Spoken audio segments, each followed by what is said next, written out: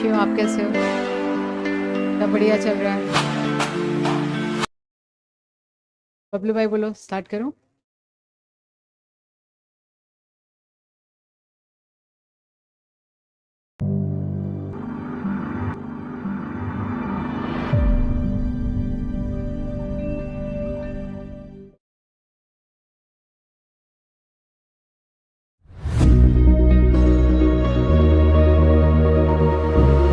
Start करूँ? Very good afternoon everyone. तो कल हमने नेशनल इनकम का यूनिट 1 किया था। आई होप आपको बेनिफिट हुआ and you were able to cover up all. आज हम स्टार्ट करने वाले हैं नेशनल इनकम का यूनिट 2। मतलब दोनों मिला के we are going to score 15 marks. Am I right? Okay बेटा, इस चैप्टर में भी थ्योरी और न्यूमेरिकल का ब्लेंड आता है, लेकिन इसमें आप देखोगे थोड़ा सा ज़्यादा न्यूमेरिकल पोर्शन पे फोकस किया जाता है। तो ये नेशनल इनकम का पार्ट 2, जिसमें किनेसियन थ्योरी के बारे में चर्चा की गई है। और इसमें शुरुआत ऐसे की है कि वो जो क्लासिकल थ्योरिस्ट थे ना, एडम स्मिथ एंड ऑल, उनका मानना था कि गवर्नमेंट की जरूरत ही क्या है। बोले डिमांड और सप्लाई के आधार पर सब कुछ तो प्राइस मैकेनिज्म तो काम करता है, तो why do you need the government? अगर गवर्नमेंट की जरूरत है तो छोटे छोटे कामों में होती है, जैसे जैसे कि लॉ एंड ऑर्डर, है ना, या फिर इंफ्रास्ट्रक्चर बना देना, तो डिफेंस कर देना, इन सारी चीजों में जरूरत होती है। बाकी इकोनॉमी को चलाने के लिए, बिजनेस को करने के लिए गवर्नमेंट इज नॉट रिक्वायर्ड। लेकिन ये सोच तब पलटी जब ग्रेट डिप्रेशन आया। और ग्रेट डिप्रेशन में पूरा वर्ल्ड इकोनॉमी बैठ चुका था। बिजनेस साइकिल्स में हमने पढ़ा था ना, कितना परसेंट से जीडीपी गिरा था? 15% से गिरा था। और जब बहुत हालत खराब आ गई और लोग भूखे मरने लगे, तो इकोनॉमिस्ट ने बोला कि अगर इस स्थिति से उबरना है तो we have only one way out, वो है गवर्नमेंट स्पेंडिंग बढ़ाओ। लेकिन गवर्नमेंट स्पेंडिंग बढ़ाओ कैसे? आप तो गवर्नमेंट को रहने ही नहीं देते हो।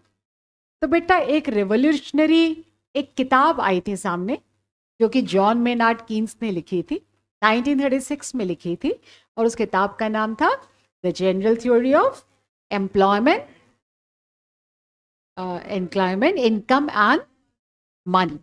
क्या है बेटा? The general theory of employment income and money. और बेटा sorry, employment interest and money. क्या नाम था? The general theory of employment interest and money.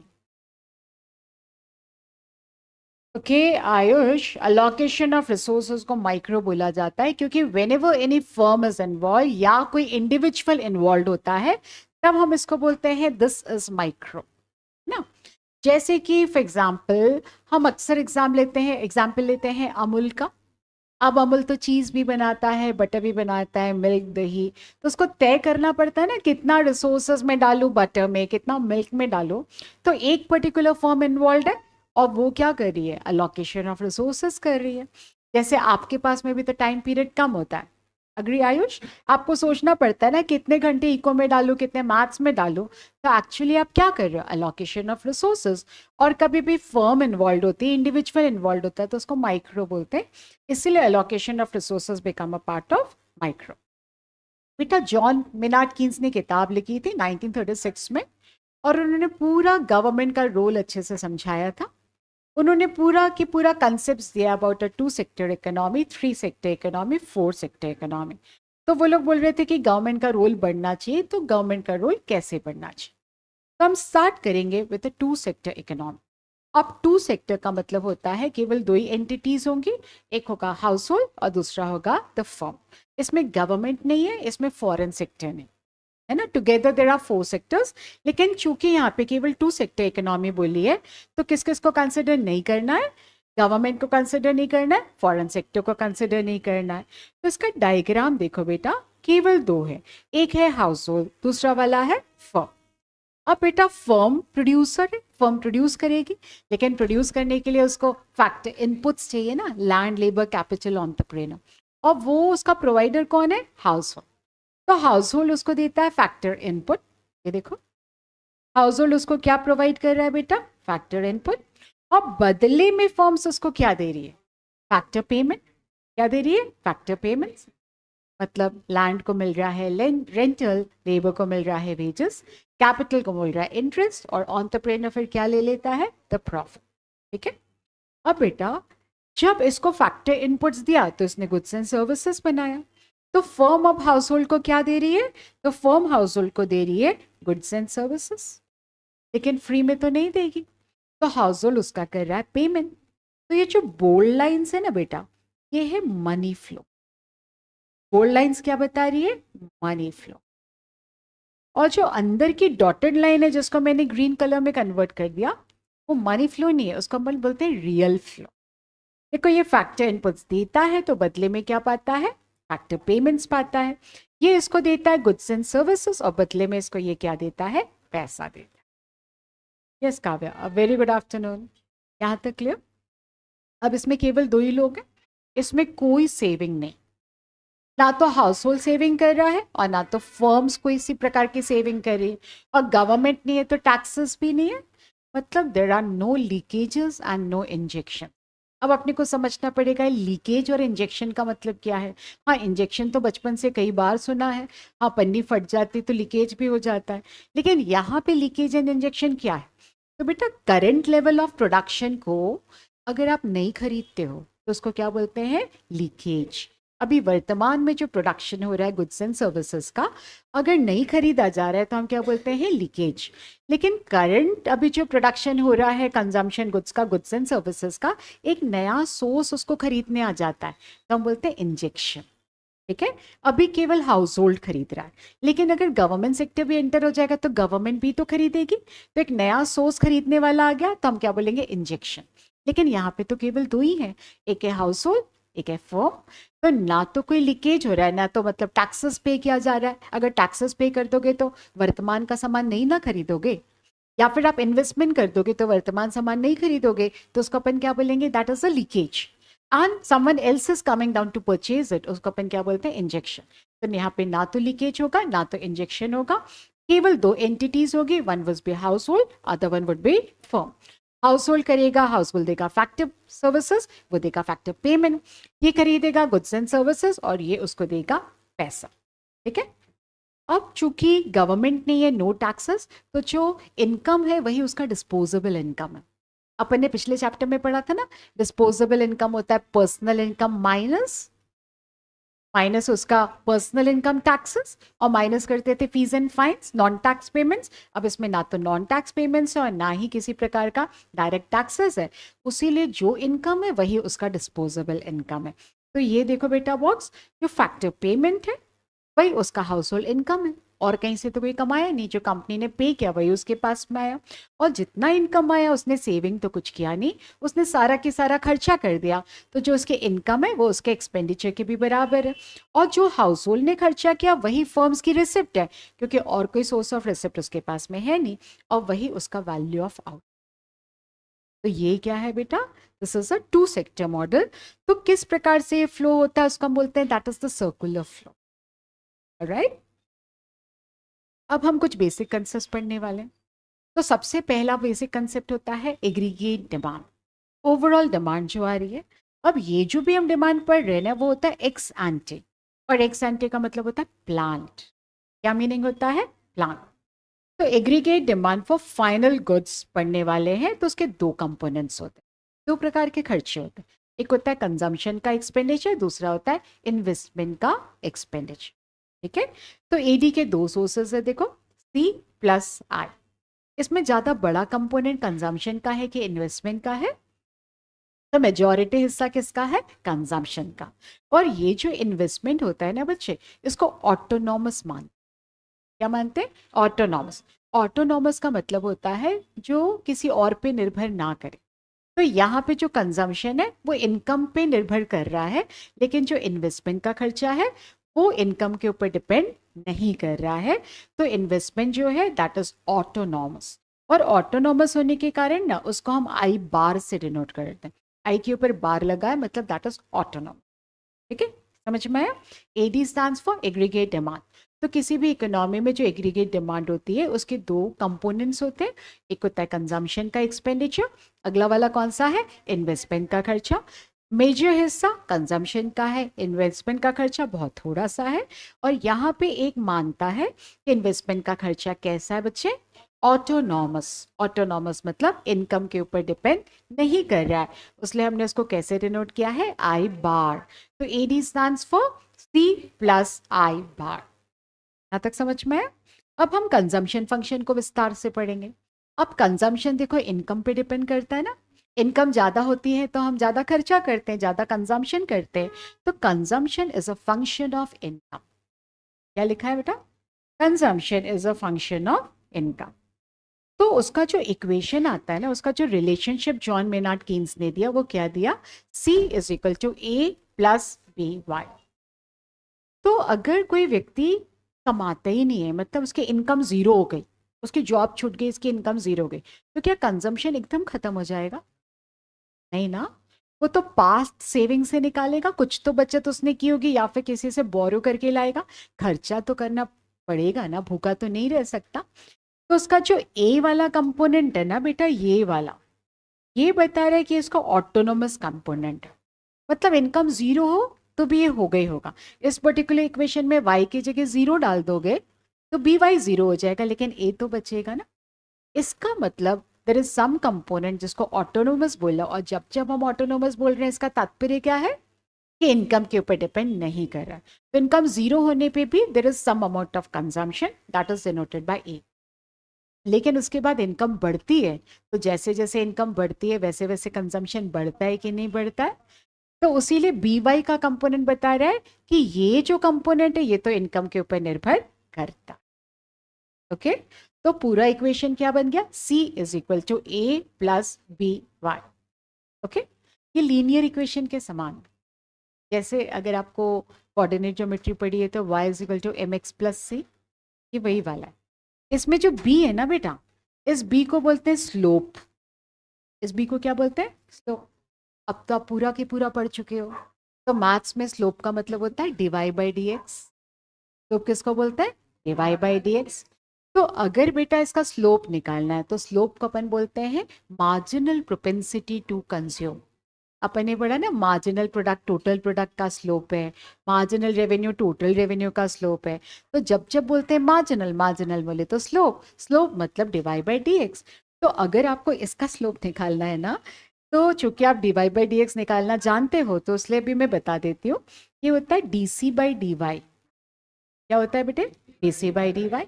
और मुझे बताओ, जब आप D Y by D X निकालते हो तो कांस्टेंट का डिफरेंशिएशन क्या आता है, जीरो आता है। और तो ए का डिफरेंशिएशन तो जीरो हो गया, बचा बी वाई। अब अगर टू एक्स है तो टू एक्स का डिफरेंशिएशन करते हो तो पहले टू को बाहर निकाल लेते हो, फिर एक्स का डिफरेंशिएशन कितना होता है, वन। तो बी इसमें कांस्टेंट संख्या है तो पहले आप बी को निकाल लोगे, और जैसे एक्स का डिफरेंशिएशन वन होता है वैसे वाई का डिफरेंशिएशन वन होता है। तो D C by D Y, जिसको हमारा मॉड्यूल बोलता है delta C by delta Y, और इसी को बोलते हैं हम M P C, marginal propensity to consume, बोले तो इसका स्लोप। ठीक है, कंजम्पशन का स्लोप क्या कहलाता है, बी। और इसी बी को क्या बोलते हैं, marginal propensity to consume. Formula क्या होता है, delta C by delta Y. मतलब अगर इनकम बढ़ेगी तो कंजम्पशन किस कदर बढ़ेगा। डेल्टा वाई मतलब the change in income, delta C is what, the change in consumption. तो how does the consumption change with respect to income. बोलो समझ आए। अब बेटा ये लीनियर फंक्शन है ना, पावर वन है। अगर इसका पावर वन है तो इसका ग्राफ प्लॉट करोगे तो क्या आने वाला है, एक स्ट्रेट लाइन। तो ये क्या आया, स्ट्रेट लाइन। अब देखो ये जो ए वाला पोर्शन है ये ऑटोनोमस है, मतलब इसका इनकम के ऊपर कोई निर्भरता नहीं है, ये तो फ्लैट है, चाहे इनकम ज्यादा हो चाहे इनकम कम हो, ये तो इतना ही रहना है। लेकिन उसके बाद वाली जो आपको लाइन दिखाई दे रही है ना, ये बता रहा है कि ये पोर्शन इनकम के ऊपर निर्भर कर रहा है, और इसका जो स्लोप है वो क्या है, बी। और बी मतलब मार्जिनल प्रोपेंसिटी टू कंज्यूम। ठीक है, यहां तक क्लियर है। ओके, अब बच्चों देखो हमने बोला एमपीसी का फॉर्मूला होता है delta C upon delta Y. Okay, तो कभी कंजम्पशन जीरो होता है क्या, इसी को हमने बी बोला, तो कंजम्पशन तो कभी जीरो होते ही नहीं। तो इसका आंसर कभी 0 हो सकता है क्या एमपीसी का? नहीं हो सकता है। अब बोलो जैसे जैसे इनकम बढ़ेगी तो इनकम ज्यादा तेजी से बढ़ेगी कि कंजम्पशन ज्यादा तेजी से बढ़ेगी? इनकम ज्यादा से बढ़ती कि कंजम्पशन? इनकम। अगर आपकी इनकम 10,000 से बढ़ जाएगी तो कंजम्पशन तो उससे कम से बढ़ेगा ना। अगर इनकम 1 लाख से बढ़ जाएगी तो कंजम्पशन उस प्रपोर्शन में थोड़ी ना बढ़ाते। इनकम हमेशा ज्यादा से बढ़ती है, कंजम्पशन कम से बढ़ता है। मतलब डेल्टा वाई ज्यादा होता है, डेल्टा सी कम होता है। क्योंकि जितना इनकम बढ़ती है तो फिर हम सेविंग करने लगते हैं ना, पूरा पूरा थोड़ी ना उड़ाते हैं। जब कम कमाते हैं तो हमारे पास में बचत नहीं होती है, लेकिन as and when the income increases तो फिर हमें लगता है ना थोड़ा सा बचा लो, ठीक है, तो सेविंग्स होने लगती है। तो जिस प्रकार से डेल्टा वाई बढ़ता है उस रेट से डेल्टा सी नहीं बढ़ता है।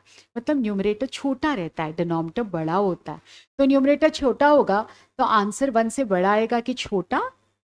छोटा।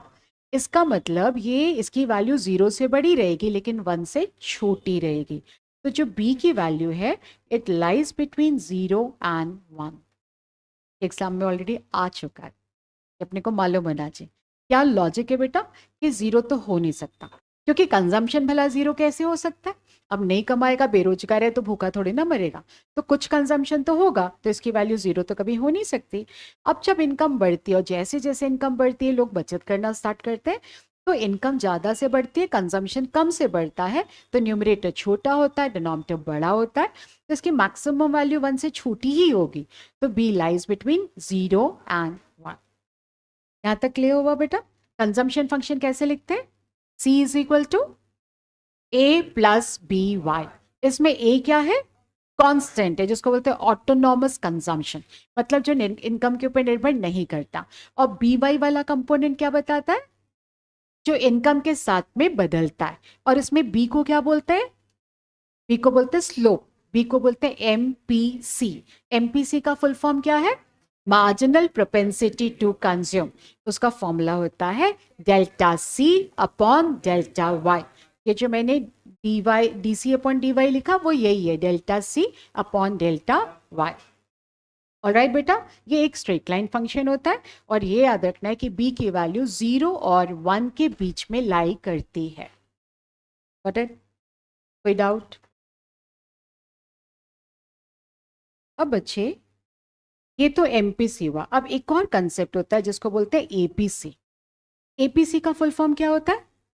Average propensity to consume. ये केवल रेशियो होता है C upon Y, consumption upon income, बराबर। अब हम इस टेबल को लेके कंप्लीट करते हैं और हम उसमें कुछ चीजें और सीखते हैं। बच्चे अब अगर इनकम 0 है और कंजम्पशन 50 है तो सेविंग कितना हुआ? -50। जो इनकम आप कमा रहे हो उसको हम वाई से डिनोट करते हैं और इनकम का फॉर्मूला होता है C + S। या तो आप कंज्यूम कर रहे होगे या फिर आप सेव कर रहे होगे। तो अगर आपकी इनकम 0 है तो कंजम्पशन कहाँ से आएगा? सेविंग से आएगा। तो consumption would be equal to minus of the saving. तो अगर इनकम 0 है, कंजम्पशन 50 है, मतलब आप डिस सेविंग कर रहे हो, आप सेविंग में से निकाल रहे हो, ठीक है। तो आपने 50 रुपए निकाल लिए अगर आपने 50 रुपए की खपत की है तो क्योंकि आप निकाल रहे हो तो क्या हो गया? -50। आपकी सेविंग कम होती चली जा रही।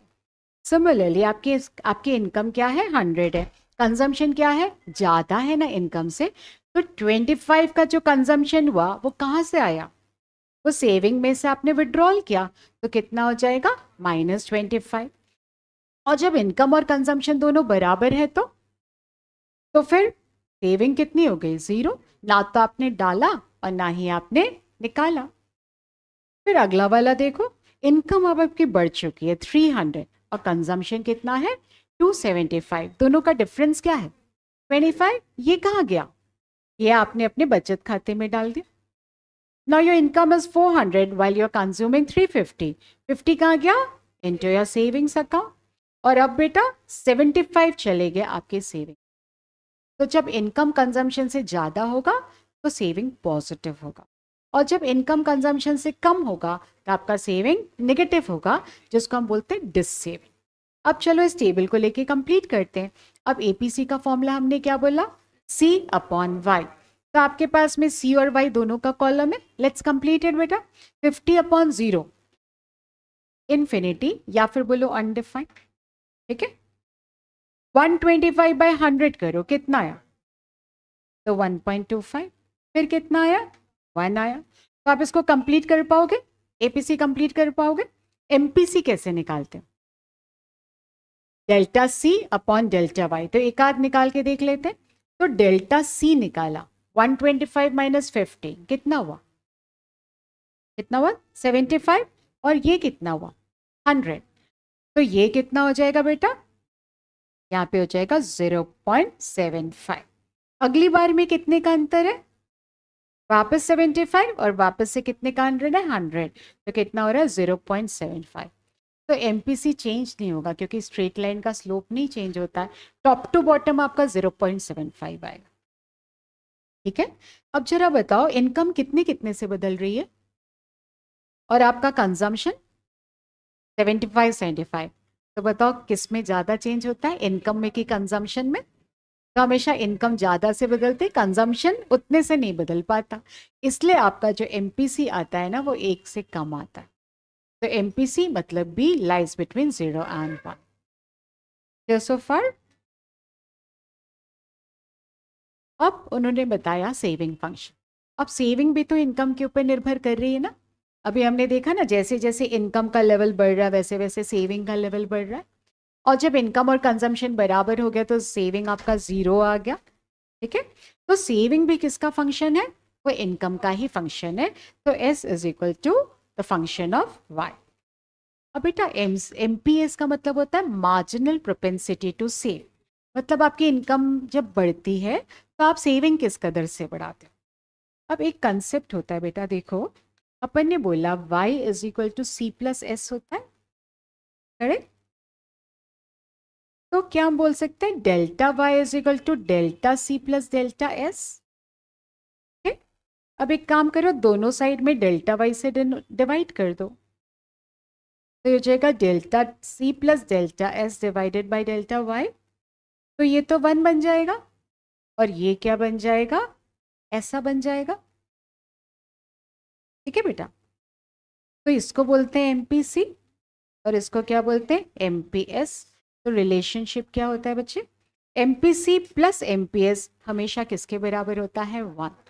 तो अगर आप एमपीएस को बी से, एमपीसी को बी से डिनोट करते हो, इसको बी से डिनोट करते, तो एमपीएस की वैल्यू क्या हो जाएगी, तो एमपीएस की वैल्यू हो जाएगी 1 माइनस बी, ठीक है। अब बी की वैल्यू बताओ किसके बीच में लाई करती थी, 0 एंड 1। 0 तो हो नहीं सकती थी, 0 से बड़ी होगी और 1 से छोटी होगी। तो फिर बेटा 1 माइनस बी नेगेटिव आएगा कि पॉजिटिव आएगा, मतलब बी की वैल्यू हमेशा 1 से छोटी होनी है, ठीक है। तो फिर 1 माइनस बी की वैल्यू क्या आएगी, हमेशा पॉजिटिव आएगी।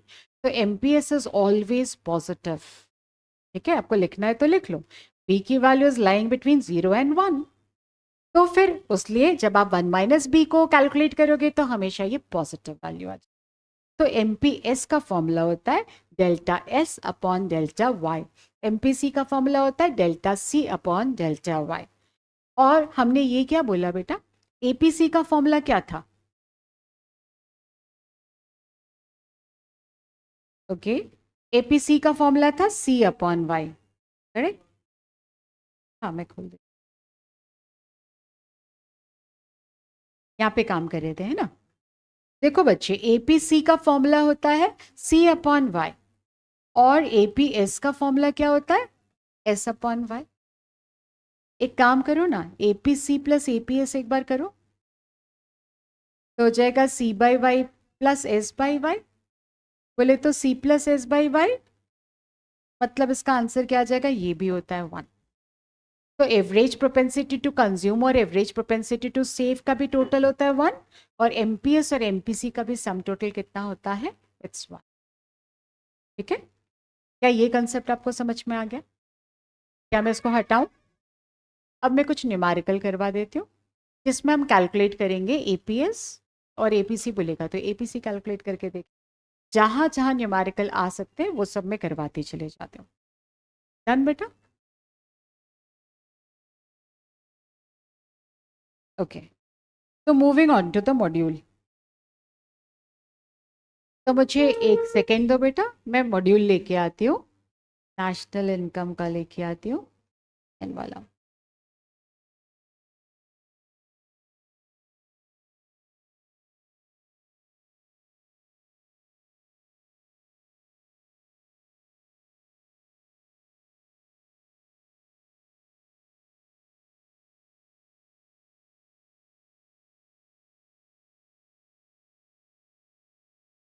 राइट, जैसा मैंने बोला मॉड्यूल के जो न्यूमेरिकल्स है उसी के पैटर्न में आता है, तो समझदारी वो होगी कि हम इसके न्यूमेरिकल्स करके जाएं। तो हर पैटर्न का कम से कम एक एक तो मैं करवाई देती हूँ, इसको ट्राई करो।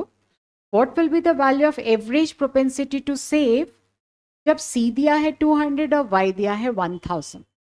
आपको निकालना है एवरेज प्रोपेंसिटी टू सेव, मतलब APS की वैल्यू निकालनी है। तो Anushka very good afternoon, Ravi Ranjan very good afternoon, करके देखो बेटा, you need to calculate APS।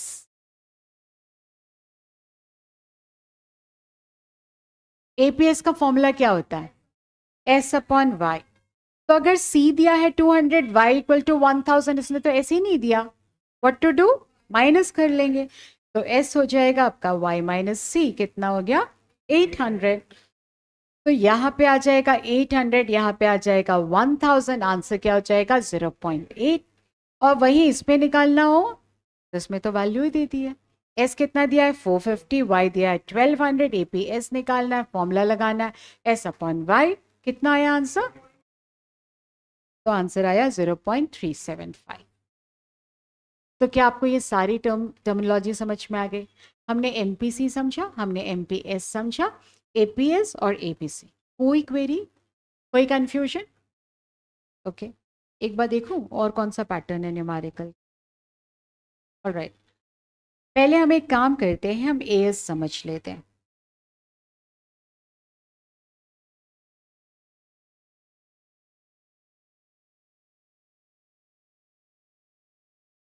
इसका डायग्राम्स देखना चाहते हो? ऑल द डायग्राम्स नहीं आ रहा है। देखो बच्चे, सी सी कैसा आ रहा है? इसका ये ऑटोनोमस कंपोनेंट है, और ये वाली जो लाइन है वो बता रहा है कि इनकम के ऊपर डिपेंडेंट है, बराबर। और जो वाई है, वाई, उसकी लाइन हमेशा ओरिजिन से स्टार्ट होती है।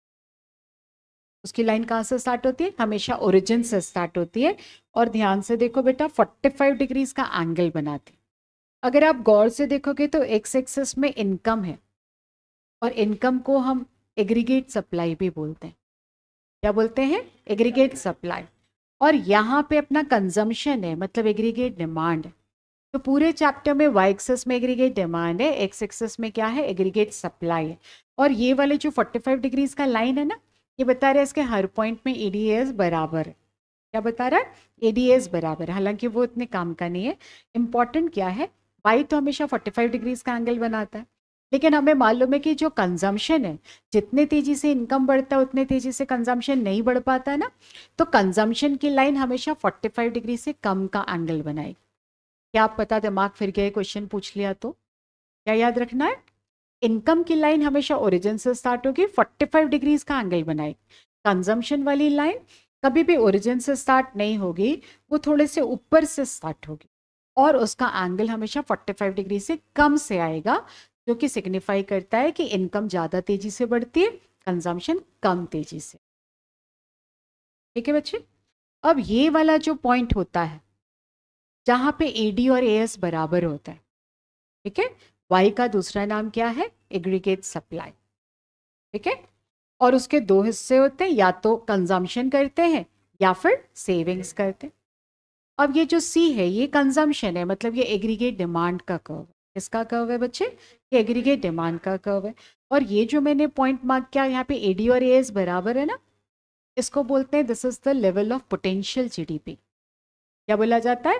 पोटेंशियल जीडीपी का लेवल, या फिर फुल एम्प्लॉयमेंट। क्या माना जाता है? पोटेंशियल जीडीपी या फिर फुल एम्प्लॉयमेंट। मैं लिख दूं,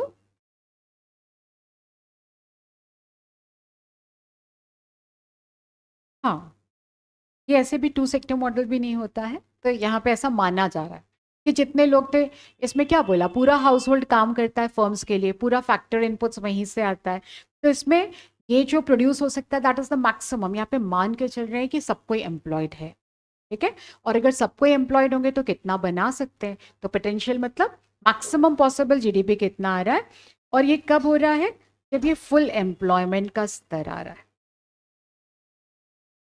ठीक है बच्चों।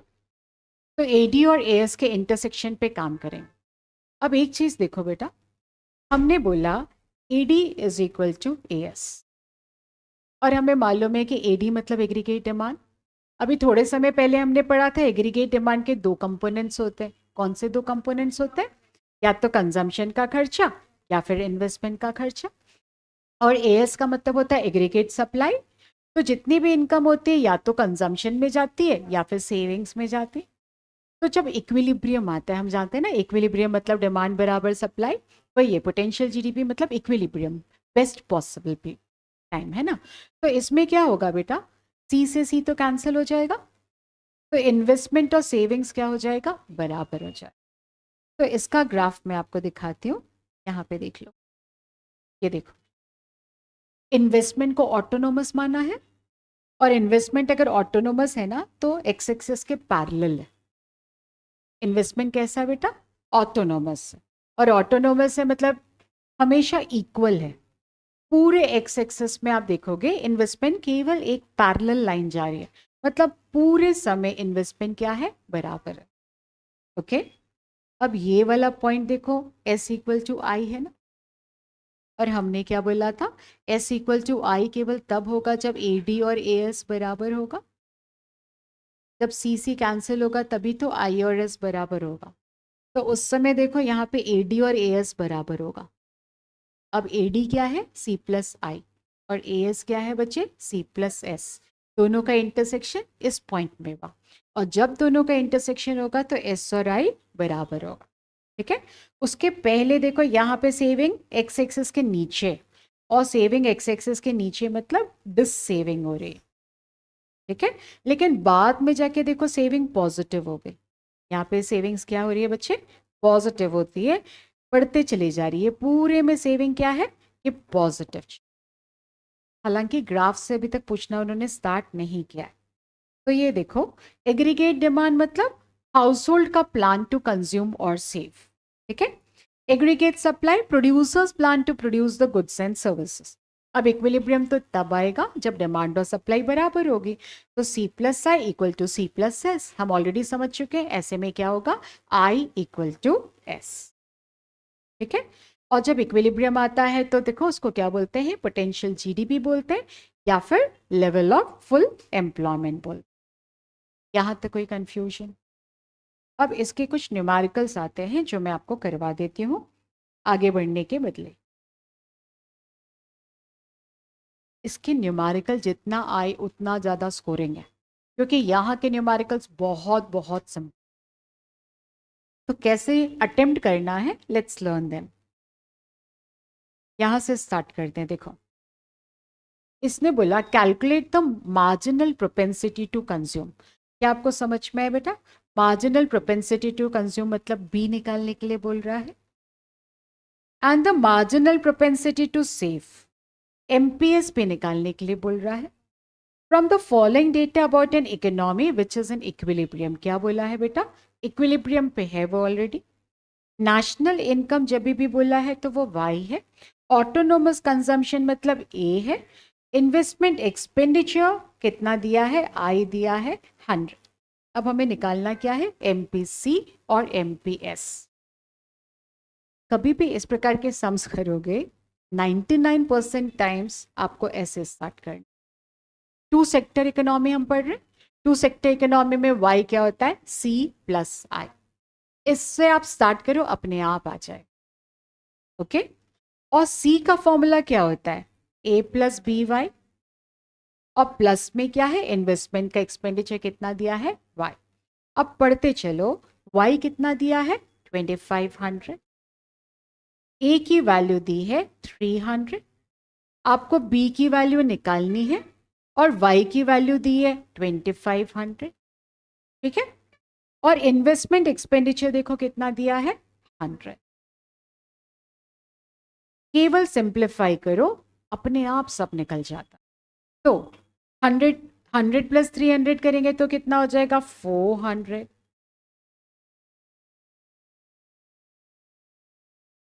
ठीक है, तो 2100 is equal to B into 2500। तो बी की वैल्यू क्या हो गई? 2100 अपॉन 2500। आंसर बताओ ना बेटा, कितना है? 0.84। तो ये तो बी निकला। बी किसको पुकारते हो? एमपीसी को पुकारते हो। तो देखो आपका एमपीसी आ गया। अब हमें क्या निकालना है बच्चे? एमपीएस निकालना है। तो अगर एमपीसी निकाल लिया तो एमपीएस कैसे निकालो? तो इसका फॉर्मूला होता है 1 माइनस बी, मतलब आ जाएगा 0.16। आया निकालना? मैंने एक सम करवाया, दूसरा तुम करोगे? बहुत सिंपल क्वेश्चन है, करो। इकोनॉमी इक्विलिब्रियम में है, कैलकुलेट द नेशनल इनकम। आपको क्या निकालना है? वाई। और मैंने बोला जब भी टू सेक्टर देखो, मैंने गवर्नमेंट का नाम ना ले, फॉरेन सेक्टर का नाम ना ले, तो how should you start the sum? सीधे लिखोगे y is equal to C plus I, answer आ जाएगा। ऑटोनोमस कंजम्पशन दिया है, मार्जिनल प्रोपेंसिटी टू सेव दिया है, इन्वेस्टमेंट का एक्सपेंडिचर दिया है। आपको निकालना है नेशनल इनकम, मने वाई निकालनी है। वाई निकालना है। करो, ऑनलाइन के बच्चे भी करो। हाँ आयुष, सितंबर 24 का पेपर मैंने अपलोड कर दिया है, कर दिया है, सारी बैचेस में कर दिया है। कौन से वाले ऐप में नहीं हुआ है? यूट्यूब वाले में आई एम नॉट श्योर, एक बार मैं चेक करवा लेती हूँ, उसमें भी करवा देती हूँ।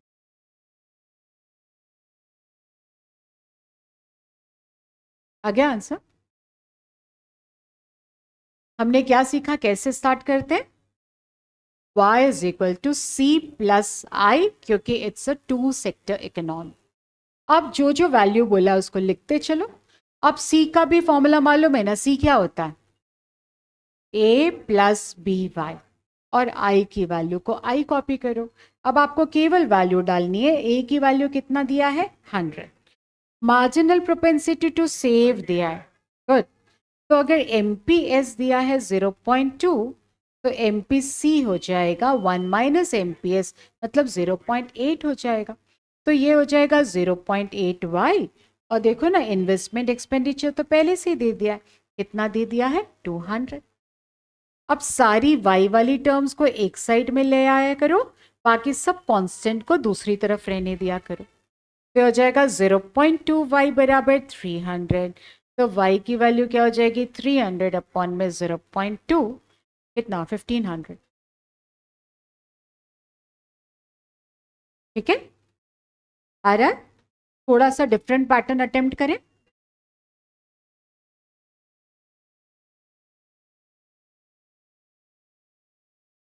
ये तो सेम पैटर्न है।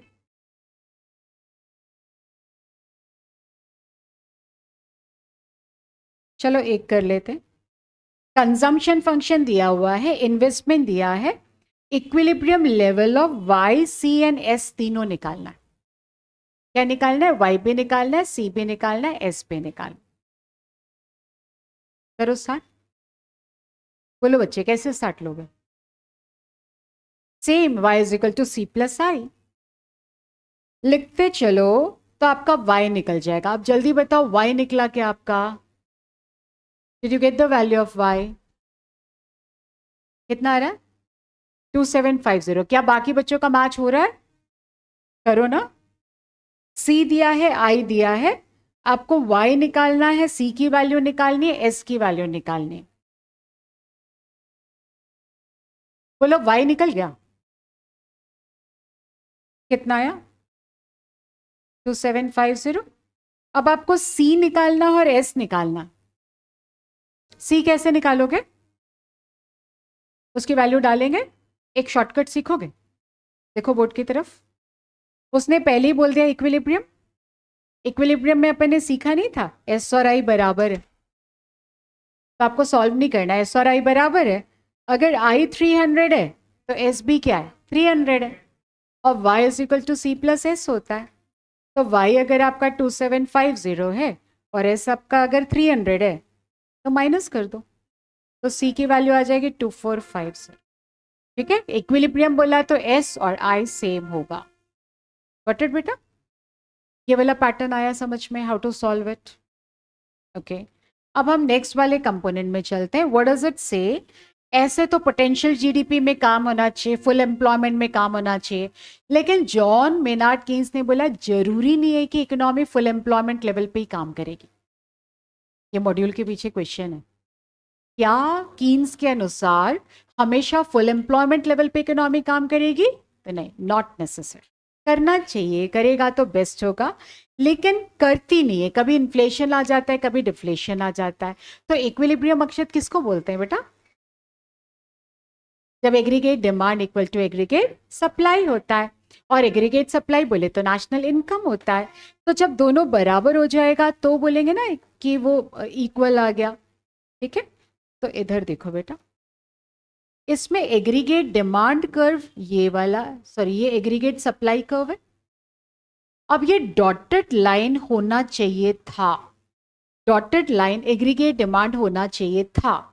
तो फिर ये जो मैंने डॉट मारा है वहां पे एडी और एएस बराबर होता.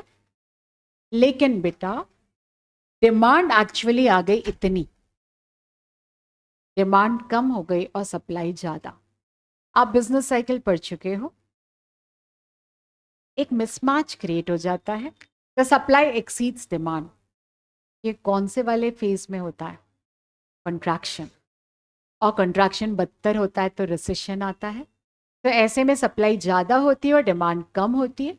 अब दोनों बराबर नहीं है तो फुल एम्प्लॉयमेंट स्तर तो नहीं हुआ, पोटेंशियल जीडीपी स्तर तो नहीं हुआ. तो इसको क्या बोलोगे, डिफ्लेशन की इन्फ्लेशन? लिखा हुआ है डिफ्लेशन. डिफ्लेशन का मतलब होता है डिमांड कम हो जाना, ओवर सप्लाई हो जाना. बेचारा परेशान हो जाता प्रोड्यूसर कि मेरा सामान बना हुआ है, कोई खरीदने ही नहीं आ रहा है. तो ऐसे में प्रोड्यूसर क्या करेगा बोलो? उसका इतना सारा स्टॉक भरा पड़ा है और लोग खरीदने नहीं आ रहे, ऐसे में वो क्या करेगा? तो एक तो वो प्राइस कम करके बेचने का प्रयास करेगा और प्रोडक्शन को गिराएगा. अब वो प्रोडक्शन को गिरा गिरा के इस स्टेज में आने का प्रयास करेगा जहां पे एडी और एएस इक्वल हो जाए. तो बेटा इसमें क्या हो जाएगा, अंडर एम्प्लॉयमेंट में उसको काम करना पड़ेगा.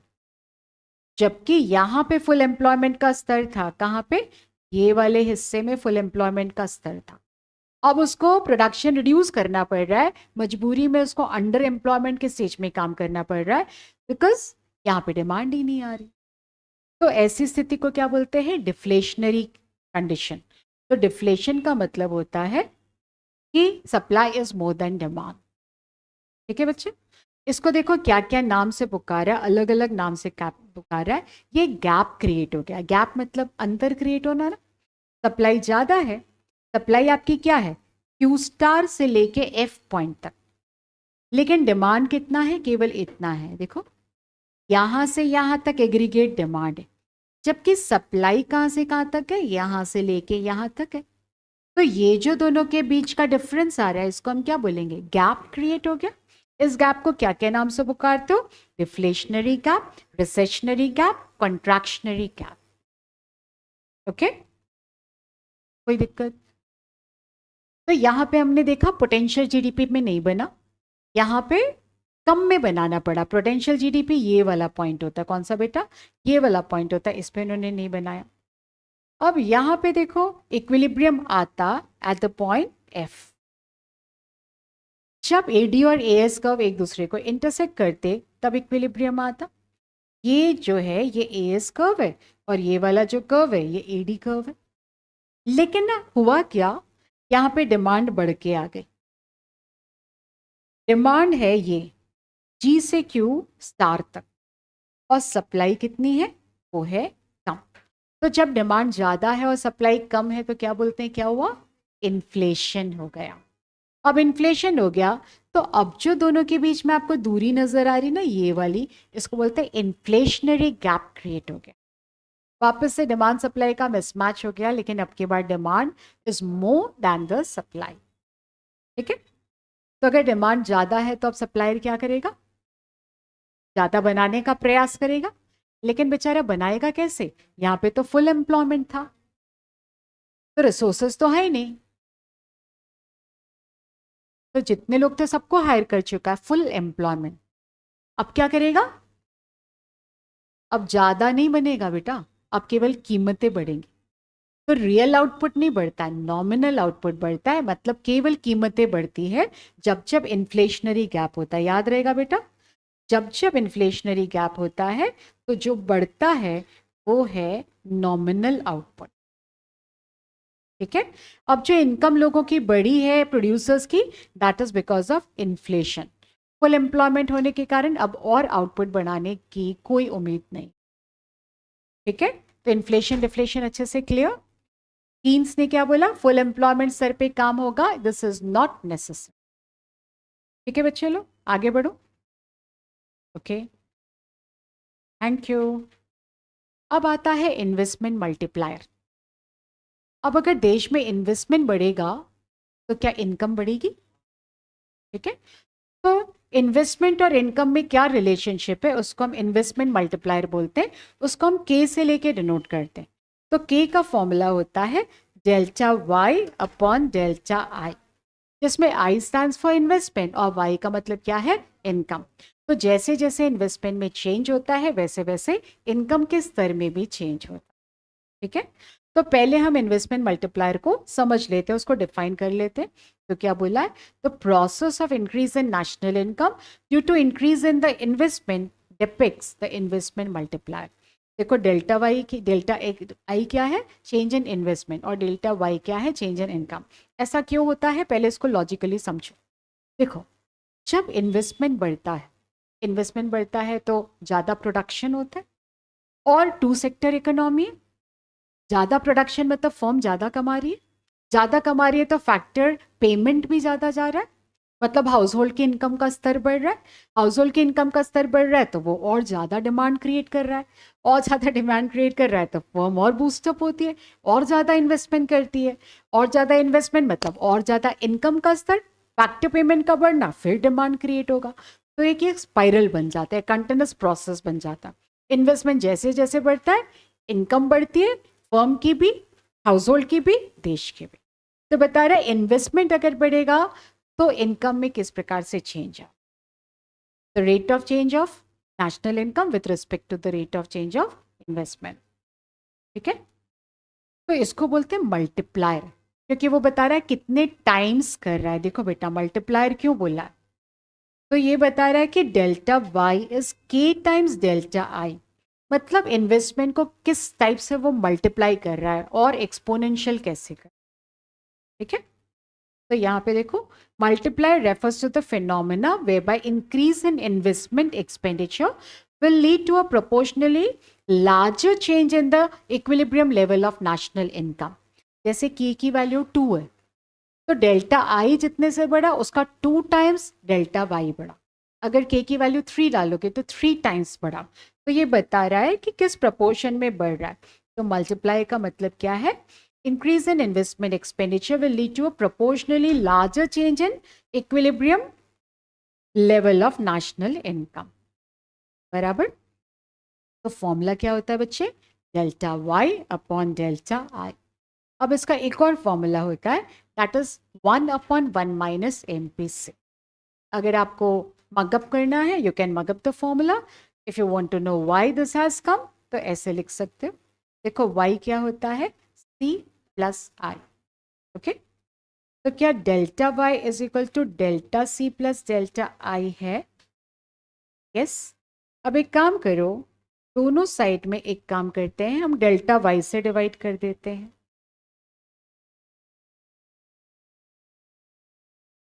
ठीक है, तो अगर आप ऐसा करोगे तो यहाँ पे तो 1 आ गया, और इधर क्या आ गया, एमपीसी आ गया, और ये क्या आ गया, delta I upon delta Y. ठीक है, तो अगर आप delta I by delta Y की वैल्यू निकालोगे तो 1 माइनस एमपीसी हो जाएगा, लेकिन हमें तो के निकालना है जो कि इसका रेसिप्रोकल है। तो क्या हो जाएगा, 1/1 माइनस एमपीसी। उसलिए के का फॉर्मूला क्या होता है, 1/1 माइनस एमपीसी। लेकिन बेटा 1 माइनस एमपीसी क्या होता है, एमपीएस होता है। तो के की वैल्यू क्या हो गई, 1/एमपीएस। अब इस फॉर्मूले को मैं दोबारा लिखती हूँ, के क्या है, 1/1 माइनस एमपीसी। अब एक बात बताओ, एमपीसी की वैल्यू अगर ज़्यादा होगी तो डिनोमिनेटर बड़ा होगा कि छोटा? एमपीसी की वैल्यू बड़ी होती चली जाएगी, तो डिनोमिनेटर बड़ा होगा कि छोटा? छोटा। देखो, एमपीसी जितना बड़ा, आपका डिनोमिनेटर उतना छोटा। डिनोमिनेटर छोटा तो के की वैल्यू बड़ी। क्या बेटा? एमपीसी जितना बड़ा होगा, 1 माइनस में है ना, तो डिनोमिनेटर छोटा होता चला जाएगा। डिनोमिनेटर छोटा होता चला जाएगा तो के की वैल्यू बढ़ती चली जाएगी। तो यहाँ पे ध्यान से देखो, एमपीसी का एरो ऊपर तो के का भी एरो ऊपर, तो एमपीसी और के के बीच में there is a direct relation. ठीक है, लिख लो, MPC and K, there is a direct relation. ठीक है, इसको कॉपी कर लो, ये सब ऑब्जेक्टिव में पूछा जा सकता है। उसके बाद बेटा आगे बढ़ो, के की वैल्यू होती है 1/MPS होता है। तो अगर एमपीएस जितना बड़ा होगा के की वैल्यू उतनी छोटी हो। देखो एक चीज याद रखना, इक्वल टू है बीच में, एक इस साइड है एक इस साइड है। ठीक है, इक्वल टू है बीच में, एक टर्म इस साइड है एक टर्म इस साइड है, दोनों न्यूमरेटर में होगा तो डायरेक्ट रिश्ता, एक न्यूमरेटर और दूसरा डिनोमिनेटर में होगा तो इनवर्स रिश्ता। तो के और एमपीएस में क्या रिश्ता है? इनवर्स। एमपीएस जितना बड़ा होगा के की वैल्यू उतनी छोटी होगी। तो how are K and MPS related? Inversely, there is an inverse relationship between them, और उसके बीच में क्या होता है? A direct relationship between them. ठीक है, कोई क्वेरी है? समझ में आया? अब इन्वेस्टमेंट के ऊपर भी क्वेश्चंस आते हैं, लेकिन एक थ्योरी का भी क्वेश्चन है, करवा दूं क्या? आया भी है। तो मैंने बोला जैसे जैसे इन्वेस्टमेंट बढ़ेगा वैसे वैसे फर्म की कमाई बढ़ेगी, तो फर्म फैक्टर पेमेंट ज़्यादा देगा तो लोगों की कमाई बढ़ेगी, तो डिमांड क्रिएट होगी तो वो फर्दर इन्वेस्टमेंट करेगा। क्या ये चक्र चलते ही जाएगा, अनंत काल तक चलता जाएगा? बोले नहीं, धीरे धीरे ये रुक जाता है। क्यों रुक जाता है? बिकॉज इसमें लीकेजेस स्टार्ट हो जाता है। ठीक है, हालांकि टू सेक्टर इकोनॉमी में तो गवर्नमेंट है नहीं, लेकिन उन्होंने टैक्सेशन के साथ में समझाया। बोले प्रोग्रेसिव रेट ऑफ टैक्सेशन। ये प्रोग्रेसिव रेट ऑफ टैक्सेशन क्या होता है? जितना ज्यादा कमाओगे उतना ज्यादा टैक्स भरोगे। तो लीकेजेस का मतलब होता है कि आपकी इनकम बढ़ने के बावजूद आप करंट लेवल जो प्रोडक्शन वो सामान नहीं खरीद रहे हो। इनकम बढ़ा लेकिन फिर भी आप सामान नहीं खरीद रहे हो। क्यों नहीं खरीद रहे हो? क्योंकि आपकी इनकम तो बढ़ी थी, टैक्स देने में जो गई, और जितना ज्यादा कमा रहा है जो बंदा उसको और ज्यादा टैक्सेस देना पड़ रहा है, तो बेचारा खरीदे कैसे? ठीक है, तो अगर खरीद नहीं रहा है तो डिमांड क्रिएट नहीं हो पा रही है ना, और अगर डिमांड नहीं क्रिएट हो पाएगी तो इन्वेस्टमेंट और क्यों करेगा? तो पहला रीजन होता है प्रोग्रेसिव रेट ऑफ टैक्सेशन। दूसरा होता है हाई लिक्विडिटी प्रेफरेंस। उसने इनकम ज्यादा कमाई, उसको सामान नहीं खरीदना, उसको अपने पास में कैश रखना है, जबरदस्ती थोड़ी ना कि सामान ही खरीदे। और अगर वो अपने पास में कैश होल्ड करके रख लेगा, सेविंग कर लेगा, तो बेटा वो तो करेंट स्ट्रीम, मतलब खर्चा तो हुआ नहीं ना, मतलब डिमांड क्रिएट हो नहीं रही है। डिमांड क्रिएट नहीं हो रही तो वो इन्वेस्टमेंट क्यों करेगा? तो पहला रीजन है प्रोग्रेसिव रेट ऑफ टैक्सेशन। दूसरा क्या है? High liquidity preference. तीसरा वाला, उसकी डिमांड तो बड़ी थी लेकिन ना वेयर हाउस में पुराना वाला स्टॉक पड़ा था, उसमें से निकाल के दे दिया, तो वर्तमान में जो बना वो तो पड़ा ना रह गया, तो फिर और इन्वेस्टमेंट क्यों करेगा? ये तो निकले ही नहीं है। तो क्या है? एग्जिस्टिंग स्टॉक में से निकाल के दे दिया। अगला बोलता है उसकी इनकम तो बड़ी थी, बॉन्ड मार्केट में इन्वेस्टमेंट, बॉन्ड्स खरीदिए, सिक्योरिटीज खरीद ली, तो सामान तो पड़ा रह गया, मतलब नई डिमांड तो क्रिएट ही नहीं हो रही। डिमांड क्रिएट नहीं होगी तो वो इन्वेस्टमेंट नहीं करेगा, तो देखो ये स्पाइरल थम जा रहा है। ठीक है, अगला रीजन क्या बोला है बेटा? Undistributed profit. मतलब फर्म ने इन्वेस्टमेंट किया, फर्म ने तो कमाया, और उसने तो फैक्टर इनकम नहीं बांटी, तो लोगों की तो इनकम नहीं ना बढ़ी। लोगों की इनकम नहीं बढ़ेगी तो डिमांड कहाँ से क्रिएट होगी, और डिमांड नहीं बढ़ेगी तो once again no investment at all. Okay, अगला देखो पेमेंट ऑफ डेट्स। लोगों ने इनकम तो कमाई, बेचारे ने पहले से उधार लिया हुआ था उसको चुकाने में चला गया, तो करंट लेवल ऑफ कंजम्पशन को उसने यूज नहीं किया। या फिर इन्फ्लेशन बहुत बढ़ गया, महंगाई बढ़ने के कारण हो रहा, एक्चुअली तो सामान नहीं बढ़ पा रहा। और फिर क्या? Scarcity of goods and services. उसके पास में इनकम है, खरीदना तो चाहता है, लेकिन तो स्कैसिटी हो गई तो खरीदेगा नहीं, तो फर्दर डिमांड तो और आ नहीं रही है। ठीक है, ये सारे पॉइंट्स याद करके जाना. This is coming down. क्या क्या बोला है बेटा? Progressive rate of taxation. अगला वाला क्या बोला? High liquidity preference. उसने बॉन्ड सिक्योरिटीज को खरीद लिया, एग्जिस्टिंग स्टॉक से निकाल के दे दिया, कुछ नया नहीं बनाया. पेमेंट ऑफ डेट उसको करना पड़ा. इन्फ्लेशन, कैसिटी, अनडिस्ट्रीब्यूटेड प्रॉफिट. ठीक है, ओके. अब कुछ न्यूमेरिकल्स में ले चलते हो, मॉड्यूल में ले चल.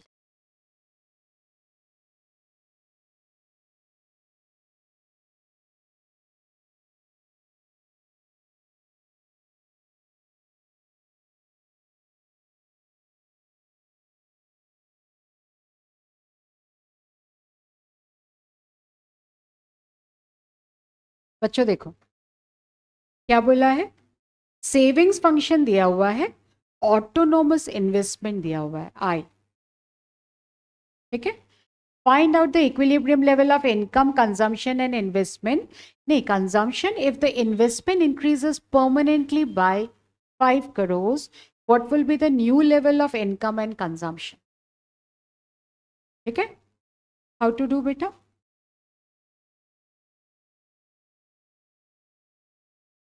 तो इसमें एस दिया हुआ है, ऑटोनोमस इन्वेस्टमेंट दिया है 50 crores. Find out the equilibrium level of income consumption if the investment increases permanently by कितना दिया है? 5 crores. How to do?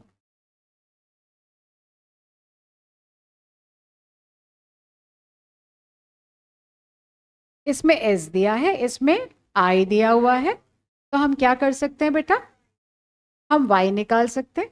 देखो इसमें क्या दिया है? Income investment increases by 5. ठीक है, डेल्टा ई क्या दिया है? 5. और जो सेविंग्स कंजम्पशन है ये क्या है? एमपीएस. तो एमपीएस कितना दिया है? 0.2. तो एमपीसी क्या हो जाएगा? 0.8. ठीक है, और एमपीएस से भी निकल सकता था. इन्वेस्टमेंट मल्टीप्लायर क्या होता है? वो होता है अपना delta Y upon delta I, और ये कितना होता है? 1 अपॉन एमपीएस से भी निकाल सकते हैं. तो ये क्या हो जाएगा? डेल्टा वाई अपॉन में डेल्टा आई मतलब 5, और ये क्या हो जाएगा? 1 अपॉन 0.2. कितना हो गया बेटा? 1 अपॉन 0.2 मतलब हो गया 5. Am I correct? तो ये क्या हो जाएगा? 25 से लेके वो इंक्रीज हो जाएगा. तो अपने को क्या निकालना है? The new level of income and consumption. ठीक है, तो पहले पुराना वाला निकाल लेते हैं. तो इसमें अपने को मालूम होता है ना कि y is equal to C plus S. क्या निकालेंगे बेटा? y क्या होता है? c plus S. राइट, तो इसमें पहले अपन कंजम्पशन निकाल लेते हैं. इसमें क्या क्या दिया हुआ है? Investment increases by 5, what will be the new level of income and consumption. ठीक है, तो बेटा डेल्टा वाई तो समझ में आ गया कि पहले कितना था? 25 टाइम्स था, और ऑटोनोमस इन्वेस्टमेंट कितना दिया हुआ था? That was given to be 50 crores. ठीक है, इन्होंने कैसे किया है? एस और आई बराबर रहता है. ठीक है, पहले उन्होंने एस निकाल लिया. क्या बोला है? एस इज इक्वल टू आई. तो एस की वैल्यू क्या है? माइनस में 10 है, प्लस 0.2 वाई है, and this is equal to how much? That is equal to 50. तो इसको अगर अपन सॉल्व करेंगे तो 0.2 वाई हो जाएगा 60. तो वाई की वैल्यू हो जाएगी 60 अपॉन 0.2. कितना हो जाएगा? 300. तो वाई हो गया 300, और इससे आप कंजम्पशन निकाल सकते हो. और न्यू लेवल ऑफ इनकम अगर निकालना है तो कितने से बड़ा है? 25 से बड़ा है. तो न्यू लेवल ऑफ इनकम को अगर अपन y1 बोलेंगे तो कितना हो जाएगा? 325 हो जाएगा. ठीक है, और उसने बोला था कंजम्पशन निकालो. तो पुरानी वाली इनकम कितनी थी? 300, और उसमें से अगर अपन सेविंग्स को माइनस कर देंगे जो कि 50 के बराबर है, तो सी कितना हो जाएगा? y minus S. वाई की वैल्यू कितनी थी? 300, और सेविंग्स की वैल्यू कितनी थी? 50. तो कितना था? 250. ठीक है, देखा स्टेप्स? देखा? पहले उन्होंने क्या निकाला, डेल्टा आई बताया था, तो डेल्टा आई बताया था, एमपीएस की वैल्यू दी थी, तो हमने डेल्टा वाई निकाला। और एस चूंकि आई के बराबर होता है, उससे अपन ने पुराना वाला वाई निकाला, तो न्यू वाई क्या हो गया, 25 जोड़ करके आ गया। ठीक है, एक क्वेश्चन और करते हैं।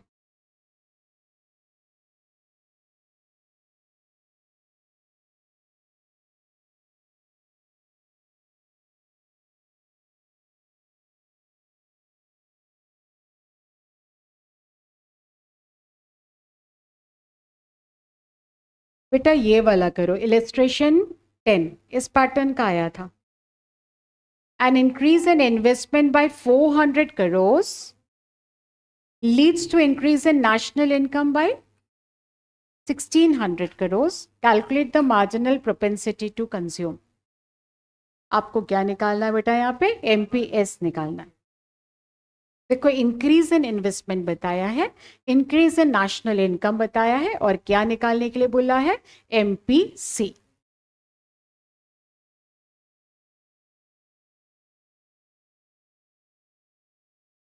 How to go about it बेटा, देखो मैं नोट डाउन करती हूँ, आप बताना। इसमें क्या बोला है, डेल्टा आई कितना दिया है, 400 करोड़। फिर बोला इंक्रीज इन नेशनल इनकम मतलब डेल्टा वाई कितना दिया है, 1600 करोड़। और अपने से बोला क्या निकालना है, एमपीसी। क्या कोई फॉर्मूला याद आता है जिसमें ये तीनों साथ में है? तो हमें मालूम है के बराबर 1/1 माइनस एमपीसी। और के का फॉर्मूला क्या होता है, तो के का फॉर्मूला होता है delta Y upon delta I is equal to 1/1 minus MPC. तो 1600 अपॉन 400 करोगे तो कितना आ जाएगा, 4 टाइम्स, ऊपर 1600 आ रहा है और यहाँ पे कितना आ रहा है, 400 आ रहा है, तो कितना हो गया, 4 टाइम्स आ गया। ओके, तो 1 माइनस एमपीसी इज योर 1/4, तो एमपीसी बिकम्स योर 1 माइनस 1/4 बोले तो 3/4, 3/4 मतलब 0.75। ठीक है, तो moving on to the next section. अब हमने क्या कंप्लीट कर लिया, two sector economy. Two sector economy में हमने एक इन्वेस्टमेंट मल्टीप्लायर पढ़ा, उसके पहले हमने इन्फ्लेशन डिफ्लेशन का असर पढ़ा, फिर हमने देखा एडी और एएस बराबर होता है तो क्या होता है। ओके, अब इसके अंतर्गत आ जाते हैं।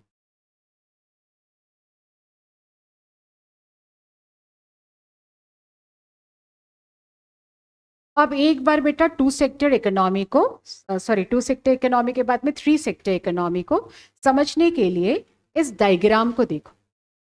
ठीक है, एक बार आप डायग्राम को देखते चलो, उससे समझाते हैं। अब अगर थ्री सेक्टर है तो कौन ऐड हो चुका है, द गवर्नमेंट हैज एडेड। हाँ दे सकते हैं निर्वाण, नो प्रॉब्लम, हम आपको लिंक दे देंगे, you can connect with it. तो व्हाट डू वी से, यहाँ पे बीच में गवर्नमेंट है, बिजनेस है और हाउस होल्ड। एक बार ध्यान से देखना तो मैं पूरा समझा देती हूँ। तो आपको याद है ना, टू सेक्टर इकोनॉमी में हाउस होल्ड देता था पूरे फैक्टर्स ऑफ प्रोडक्शन, इसमें भी दे रहा है। देखो यहाँ पे एक लाइन मिसिंग है, ये पूरा की पूरा क्या दे रहा है, फैक्टर्स ऑफ प्रोडक्शन दे रहा है, ये फैक्टर्स प्रोवाइड कर रहा है। और अगर ये फैक्टर्स ऑफ प्रोडक्शन देगा तो बदले में उसको बिजनेस क्या देगा, फैक्टर पेमेंट। तो देखो बिजनेस उसको क्या दे रहा है, फैक्टर पेमेंट, वो उसकी पर्सनल इनकम के रूप में आ रही है। अब लेकिन गवर्नमेंट आने से कुछ डिफरेंसेस आ गए, क्योंकि गवर्नमेंट उसको ट्रांसफर पेमेंट दे रही है और उससे टैक्सेस ले रही है।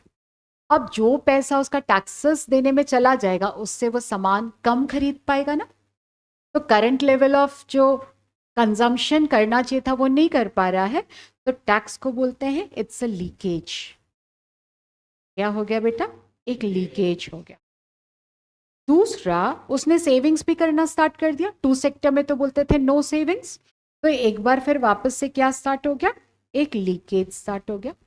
तो गवर्नमेंट के आने से दो प्रकार के लीकेजेस स्टार्ट हो गए, एक जो टैक्स पेमेंट है और दूसरा फिनेंशियल मार्केट भी डेवलप होने लगा, तो उसने इन्वेस्टमेंट करना स्टार्ट कर दिया सेव करके। अब ना गवर्नमेंट बिजनेस को भी तो सब्सिडीज दे रही है और बिजनेस से भी टैक्सेस वसूली कर रही है। गवर्नमेंट खुद की परचेजिंग टैक्सेस से पूरा करने का प्रयास करती है। जो उसने बिजनेस से टैक्सेस लिया और जो उसने हाउस होल्ड से टैक्सेस लिया, जितनी भी रकम आई उससे वो अपना परचेजिंग करने का प्लान आउट करती है। लेकिन अगर उसको शॉर्टफॉल होता है तो वो फाइनेंशियल मार्केट से बोरो करती है ना, बॉन्ड्स वगैरह बेच करके बोरो करती है।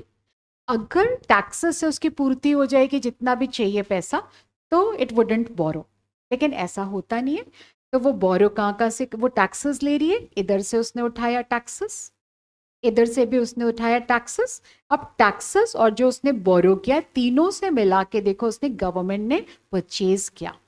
पहले गवर्नमेंट तो परचेज नहीं कर रही थी, पहले तो अकेले हाउस होल्ड परचेज कर रहा था। इसको बोलेंगे injection. It wasn't there before. वर्तमान में जो सामान बना उसका एक नया खरीदार पैदा हो गया, उसको क्या बोलेंगे, इंजेक्शन। अब बेटा बिजनेस के पास में एक फाइनेंशियल मार्केट भी है, तो बिजनेस वहां से भी खरीदती है, वहां से बोरो करती है, सॉरी। और बोरो करके ना उसने भी इन्वेस्टमेंट एक्सपेंडिचर बढ़ा दिया। तो ये भी एक प्रकार का इंजेक्शन आ गया, न्यू टाइप ऑफ खर्चा जो पहले नहीं होता था। Did you get it? दो प्रकार के लीकेजेस आए, दो प्रकार के इंजेक्शंस आए। लीकेज के रूप में आए जो टैक्सेस गवर्नमेंट को पे कर रहे हैं, और दूसरा जो फाइनेंशियल मार्केट में सेव करके डाल रहा है। इंजेक्शंस के रूप में भी दो आया, एक बिजनेस का इन्वेस्टमेंट एक्सपेंडिचर और दूसरा आया गवर्नमेंट का परचेसेस। मतलब इंजेक्शन भी आ रहा है और लीकेजेस भी आ रहा है। ठीक है, ये मैंने 4 सेक्टर को ओपन कर दिया था।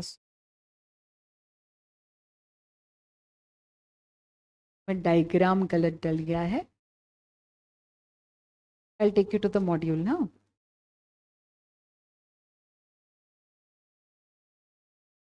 ये देखो, इसमें रेस्ट ऑफ द वर्ल्ड तो होगा नहीं क्योंकि it's a 3 sector economy.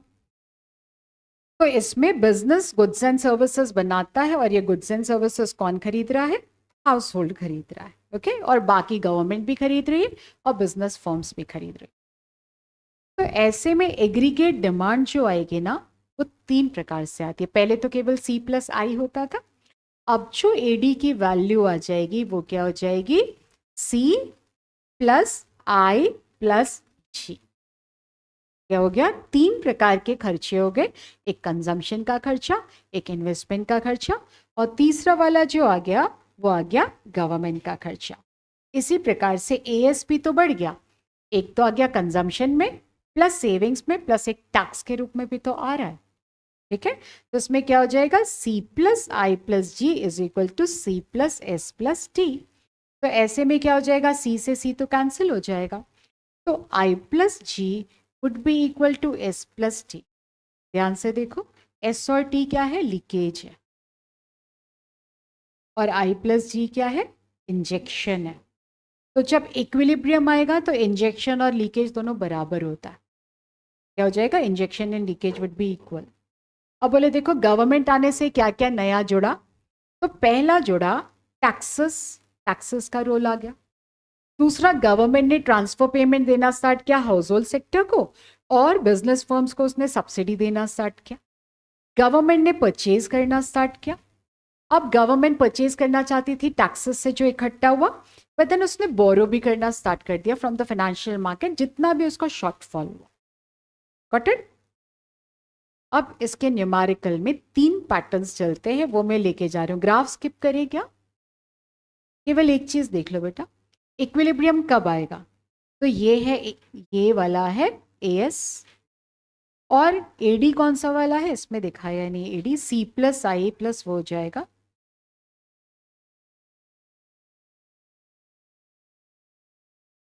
Module में दिखा देती हूँ। तो when you draw the graph it would come like this. कोई बात नहीं, इसी में बता देती हूँ बेटा। ये वाला है AD और ये वाला क्या है, AS, और ये वाला पॉइंट है यहाँ पे AD और AS बराबर है, मतलब इक्विलिब्रियम है। और इस इक्विलिब्रियम पॉइंट पे देखो इंजेक्शन और लीकेजेस दोनों क्या चल रहे हैं, बराबर चल। अब इसके न्यूमेरिकल अगर आप देखोगे तो इसमें 3 पैटर्न्स चलते हैं। न्यूमेरिकल में how many patterns are there, 3 patterns. तीनों पैटर्न्स की समरी बता देती हूँ। जब भी आप 3 सेक्टर में स्टार्ट करोगे, तो जब आप सम को स्टार्ट करोगे तो कैसे करना है, y is equal to C plus I plus G. कुछ भी डेरिवेशन आपको याद करने की जरूरत नहीं। अब इसमें टोटल नंबर ऑफ केसेस बोले हैं इन्होंने, कितने, 3 केसेस परहैप्स बोले। तो फर्स्ट वाला बोला है लमसम टैक्स, 4 केसेस बोले। पहला वाला क्या है, लमसम टैक्स, और दूसरा वाला है tax as a function of income. Lump sum tax मतलब जो आपके इनकम के स्तर पे नहीं निर्भर करता, और दूसरा वाला क्या है, as a function of income. इसका एक फ्लो डायग्राम बना लेती हूँ। तो अब जो वो 3 सेक्टर इकोनॉमी बनाएंगे, तो आपको ये याद रखना है y would be equal to C plus I plus G. अब इसमें जो टैक्सेस होगा और इसमें क्या होगा, ट्रांसफर पेमेंट भी होगा। तो इसमें 2 प्रकार से काम कर रहे हैं। पहला वाला ले रहे हैं लमसम टैक्स, और दूसरा वाला बोल रहे हैं taxes as a function of income. Taxes as a function of income, ठीक है। फिर इसमें दो दो बाइफिकेशन के हैं। पहला बाइफिकेशन without transfer payment, without transfer payment, और इसको क्या बोला है बेटा, विथ ट्रांसफर पेमेंट। इसके भी उन्होंने 2 हिस्से के, सेम टू सेम। क्या बेटा, विदाउट ट्रांसफर पेमेंट,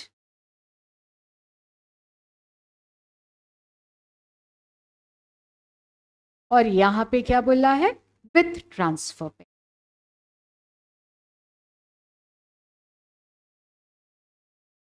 देख लो एक बार फ्लो डायग्राम देख लो।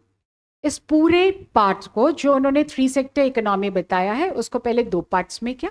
पहला वाला पार्ट क्या था, लमसम टैक्स। दूसरा वाला था taxes as a function of income. Lump sum tax में भी 2 पार्ट्स किए हैं, without transfer payment, with transfer payment. और इसमें क्या बोला है, without transfer payment, with transfer payment. अब ना 2 चीज पूछेगा, नेशनल इनकम निकालने के लिए बोलेगा और मल्टीप्लायर निकालने के लिए बोलेगा। तो जब भी लमसम टैक्स होगा, इन दोनों केसेस में मल्टीप्लायर की वैल्यू आएगी 1/1 माइनस बी। बोलो मल्टीप्लायर की वैल्यू क्या आएगी, 1/1 माइनस बी।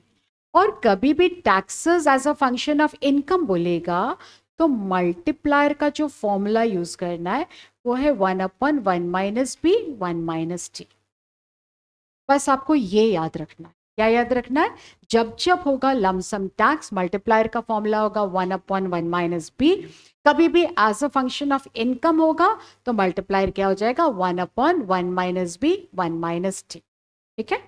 अब देखो क्या चेंज आता है, y is equal to C plus I plus G होता है। इसमें i और g में कोई चेंज नहीं होता है, केवल अगर चेंज होता है तो वो c में होता है। ठीक है। तो c का फॉर्मूला क्या होता था, बोलिए जरा। a प्लस बी वाई बोलते थे, एक्चुअली ये a plus B Y D होता है। अब 2 सेक्टर इकोनॉमी में तो y और वाई डी बराबर होता था, क्योंकि कोई टैक्सेस वगैरह नहीं पे करना पड़ता था। लेकिन 3 सेक्टर इकोनॉमी और 4 सेक्टर इकोनॉमी में y और वाई डी बराबर नहीं होते। तो c अब मॉडिफाई हो गया, क्या बन गया है, c is equal to B into Y T. अब इसमें फर्स्ट वाला केस बोलेगा जब लमसम टैक्स है। कौन सा वाला बेट, ये वाला लमसम टैक्स है लेकिन ट्रांसफर पेमेंट नहीं है। तो अपने को क्या करना है, ये हो जाएगा a plus B, Y D की जगह क्या आ जाएगा, y माइनस टी। ठीक है। केवल c मॉडिफाई होता है। क्या मॉडिफाई होता है बेटा, c मॉडिफाई होता है। तो आपका जो नेशनल इनकम का जो फॉर्मूला है वो ऐसा बन जाएगा। क्या बन जाएगा, y is equal to C plus I plus G. और बस आपको c की जगह क्या लिखना पड़ेगा, ये a plus B, Y minus T. I और जी केवल कॉपी होता है। ये कब है, जब लमसम टैक्स है, ट्रांसफर पेमेंट नहीं। ठीक है, only lump sum tax without transfer payment. तो ये हुआ आपका केस नंबर 1। क्या बेटा, केस नंबर 1। अब केस नंबर 2 बताती हूँ। उसने बोला कि लमसम टैक्स भी है और ट्रांसफर पेमेंट भी है। किसमें चेंज आता है बेटा, सी में, आई में कि जी में, केवल सी में आई और जी कभी नहीं बदलेगा, ये दोनों ऑटोनॉमस होते हैं। आई को भी ऑटोनोमस मानते हैं, जी को भी ऑटोनोमस मानते हैं। तो अगर lump sum tax with transfer payment बोलेगा प्लस ट्रांसफर पेमेंट, जिसको टीआर बोलते हैं, तो वापस से जो आपका सी होगा ना, ये हो जाएगा A plus B into Y D. तो ये बन जाएगा ए प्लस बी, ध्यान से देखो क्या लिखोगे, Y minus the lump sum tax plus में क्या आ जाएगा, ट्रांसफर पेमेंट। अब जब आप सम को सॉल्व करना स्टार्ट करोगे तो सी प्लस आई प्लस जी लिखोगे और सी के स्थान पे ये लिख दोगे A plus B Y minus T plus T R, बाकी आई और जी को डिट्टो कॉपी कर लोगे, हो जाएगा। समझ पड़ रहा है? जितने भी केसेस दिए हुए, ये जो 4 केसेस दिए हुए, उसमें केवल प्रभाव पड़ता है सी में, बाकी सब एज सच रहते हैं। और ये फॉर्मूला लिखो और क्वेश्चन को चालू कर दो, ऑटोमेटिकली आंसर आ जाए। पहले मैं ये दोनों केसेस करके बता रही हूँ, ठीक है? अलाउ मी, मैं आपको मॉड्यूल में ले चलते हैं। तो मैंने बोला देयर आर 4 केसेस। फर्स्ट क्या है, income determination with lump sum tax. तो लमसम टैक्स आएगा तो देखो केवल किसको चेंज कर रहा है, सी को चेंज कर रहा है, केवल सी को चेंज कर रहा है। और फॉर्मूला बन गया ये A plus B Y minus T plus I plus G. अब इसका इलस्ट्रेशन करते हैं ना, तो क्या क्या बोला है, suppose we have the following data about a single economy, simple economy. C दिया है, आई दिया है, जी दिया है, टी दिया है। C consumption, I investment, Y D disposable income, G is the government expenditure और टी को क्या बोला है, it's the tax. Find out the equilibrium level of national income. ठीक है, बोलो बच्चों कैसे स्टार्ट लूं? 3 सेक्टर इकोनॉमी है, जब भी 3 सेक्टर इकोनॉमी होगा तो अपन ऐसे स्टार्ट करेंगे, y is equal to C plus I plus G. अब इस पूरे सम में देखो टैक्स बोला है लेकिन ट्रांसफर पेमेंट नहीं बोला, तो आपका जो सी है केवल सी ही चेंज होता है। तो क्या लिखेंगे, ए प्लस बी और वाई डी की जगह आ जाएगा वाई माइनस टी, बाकी को कॉपी कर दो आई एंड जी। अब केवल वैल्यू डालना है, सी की जगह क्या लिखना है, ये 10 प्लस 0.75। अब वाई डी की जगह क्या लिखना है, y, और t की वैल्यू कितनी दी है 20 प्लस i की वैल्यू देखो कितना दिया है 50 और g की वैल्यू कितनी दी है 20। आपको समझ पड़ रहा है बेटा? केवल c चेंज होगा, i और g को केवल कॉपी करोगे। तो y क्या हो गया, a plus B Y minus T और t कितना दिया था 20, केवल सबकी वैल्यू डाली। बोलो कोई डाउट है? अब इसको सिंप्लीफाई तो कर ही लोगे, तो सिंप्लीफाई करोगे तो देखो 50 एंड 20 कितना हो गया 70, 70 एंड 10 कितना हो गया 80। अब एक काम करो 0.75 को अंदर ले जाओ, तो क्या हो जाएगा 0.75y माइनस ये कितना आ गया 60, 15 कितना हो गया 0.75, मतलब क्या होता है 3/4 इंटू में कितना हो गया 20, तो ये हो गया 50।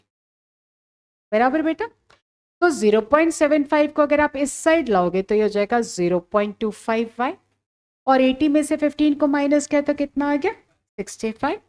तो y की वैल्यू क्या आ जाएगी 65 डिवाइडेड बाय 0.25 कितना आया 260, निकालना आया। तो ये था विदाउट ट्रांसफर पेमेंट। अब बोला मल्टीप्लायर निकालो, तो मल्टीप्लायर का फॉर्मूला क्या लगाना है, मल्टीप्लायर का फॉर्मूला हो जाएगा 1/1 माइनस बी।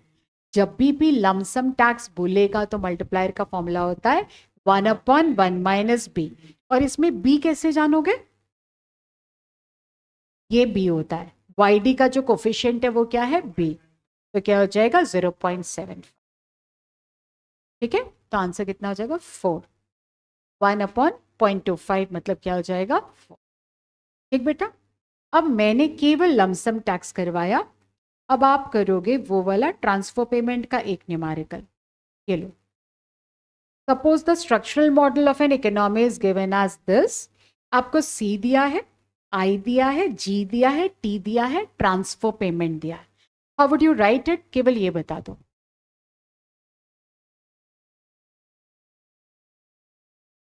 सबसे पहले बताओ शुरुआत कैसे करनी. Good. C plus I plus जी. इसमें किस में बदलाव आता है? केवल सी में बदलाव आता है. तो सी कितना दिया है? 100 प्लस 0.75 दिया हुआ है वाई डी. अब बताओ बेटा वाई डी डिस्पोजेबल इनकम में क्या क्या लिखना है? इसमें से क्या माइनस करना है? तो टैक्स माइनस करना है. लेकिन इसमें ट्रांसफर पेमेंट भी दिया है, उसका क्या ट्रीटमेंट आएगा? तो ट्रांसफर पेमेंट तो हमारे पास में आता है. टैक्स जाता है लेकिन ट्रांसफर पेमेंट आता है. प्लस आई की वैल्यू प्लस जी की वैल्यू. ठीक है. अब सबकी वैल्यू को सब्स्टिट्यूट करोगे, सारे y के टर्म्स को लेफ्ट हैंड साइड में लाओगे, इसको सिंप्लीफाई करोगे, आपका आंसर आ. अगर इसमें मल्टीप्लायर निकालने के लिए बोला तो क्या करोगे? तो मल्टीप्लायर निकालने के लिए बोला तो 1/1 माइनस बी. ठीक है. सॉल्व करके देखा. What is the answer? इसके आगे हो जाएगा बाकी. Should I move forward? Okay. अब बेटा केस नंबर 3. अब इसमें लमसम टैक्स नहीं है, टैक्स फंक्शन दिया हुआ है. टैक्स फंक्शन क्या दिया है? T is equal to T bar plus T Y. बेटा टी बार मतलब ऑटोनॉमस, जब भी बार लगाया मतलब ऑटोनॉमस, लेकिन दूसरा वाला है वो इनकम के ऊपर डिपेंड कर रहा है. कुछ भी दे कोई फर्क नहीं पड़ना है बेटा, वापस यही लिखना है. सी प्लस आई प्लस जी लिखना है. और बेटा सी क्या होता है? ए प्लस बी वाई डी होता है. तो वाई डी की जगह आ जाएगा वाई माइनस टी आ जाएगा, प्लस आई प्लस जी आ जाएगा. और टी की जगह में आपको क्या सब्स्टिट्यूट कर देना है? ये अपने आप आंसर आएगा. ठीक है.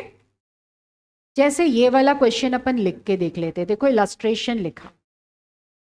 फॉर अ क्लोज्ड इकोनॉमी, क्योंकि फॉरेन सेक्टर तो है नहीं, तो following data is given. Consumption दिया है, इन्वेस्टमेंट दिया है, टोटल टैक्स दिया है, गवर्नमेंट एक्सपेंडिचर दिया. लिख के देखें क्या लिखा हमने? y is equal to C plus I plus G. फर्क हमें मालूम है केवल सी में पढ़ना है. तो 75 प्लस 0.5. अब डिस्पोजेबल इनकम की जगह में लिखना है y माइनस टी. और बच्चे t की वैल्यू क्या है? ये t की वैल्यू है. देखो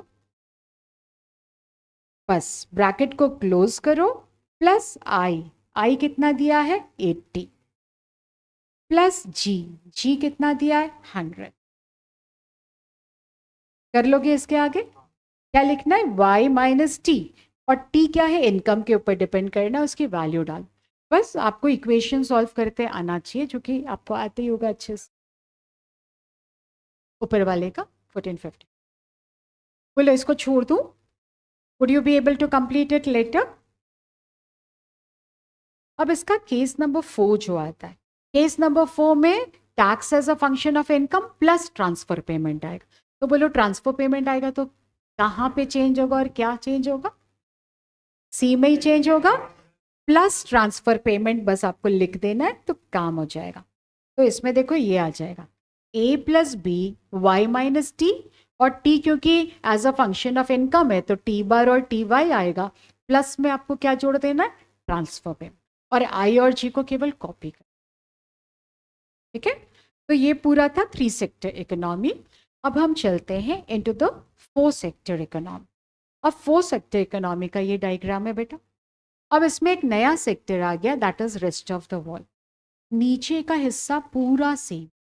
हाउस होल्ड अभी भी फैक्टर सर्विसेज दे रहा है, फैक्टर सर्विसेज दे रहा है. और ये बिजनेस हाउस उसको फैक्टर पेमेंट्स दे रहा है. लेकिन अब चूंकि रेस्ट ऑफ द वर्ल्ड आ गया ना, तो हमारे देश में एफडीआई भी तो आने लगे. तो एफडीआई आने लगी तो वहां से भी इसका फैक्टर पेमेंट आने लगा.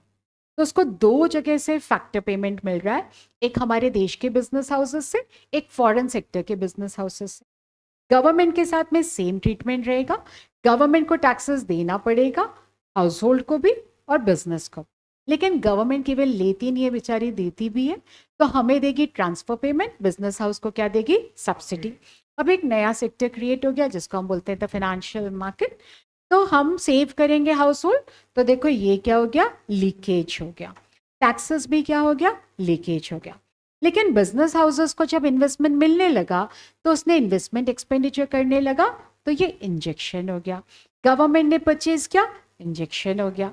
लेकिन जब रेस्ट ऑफ द वर्ल्ड आएगा तो इम्पोर्ट एक्सपोर्ट स्टार्ट हो जाएगा। तो जब इम्पोर्ट होगा तो उसको लीकेज बोलोगे कि इंजेक्शन बोलोगे? लीकेज है, क्योंकि ये हमारे देश का सामान थोड़ी ना खरीद रहा है, ये तो बाहर खरीद रहा है। तो हमारे देश से इनकम लीक आउट हो रही है, नहीं तो हमारा सामान ना बिकता। तो ये क्या हो गया, लीकेज। और जब एक्सपोर्ट्स हो रहे हैं तो वो हमारा सामान खरीद रहे हैं, तो इंजेक्शन। तो देखो 3 लीकेज 3 इंजेक्शन। ओके, 3 सेक्टर में 2 लीकेज थे तो 2 इंजेक्शन थे। 2 सेक्टर में no leakage no injection. Okay, और इक्विलिब्रियम में लीकेज और इंजेक्शन हमेशा बराबर होता है, एडी और एएस बराबर होगा। अब इसमें एडी क्या हो जाएगा, 2 सेक्टर में सी प्लस आई था, 3 सेक्टर में सी प्लस आई प्लस जी था, 4 सेक्टर में क्या हो जाएगा, C plus I plus G plus net export. Net export मतलब एक्स माइनस है। ठीक है, तो इसका तरीका बिल्कुल सेम रहता है। देखो इसमें एडी का फॉर्मूला ये यूज करना है, AD would be equal to C plus I plus G plus X minus M.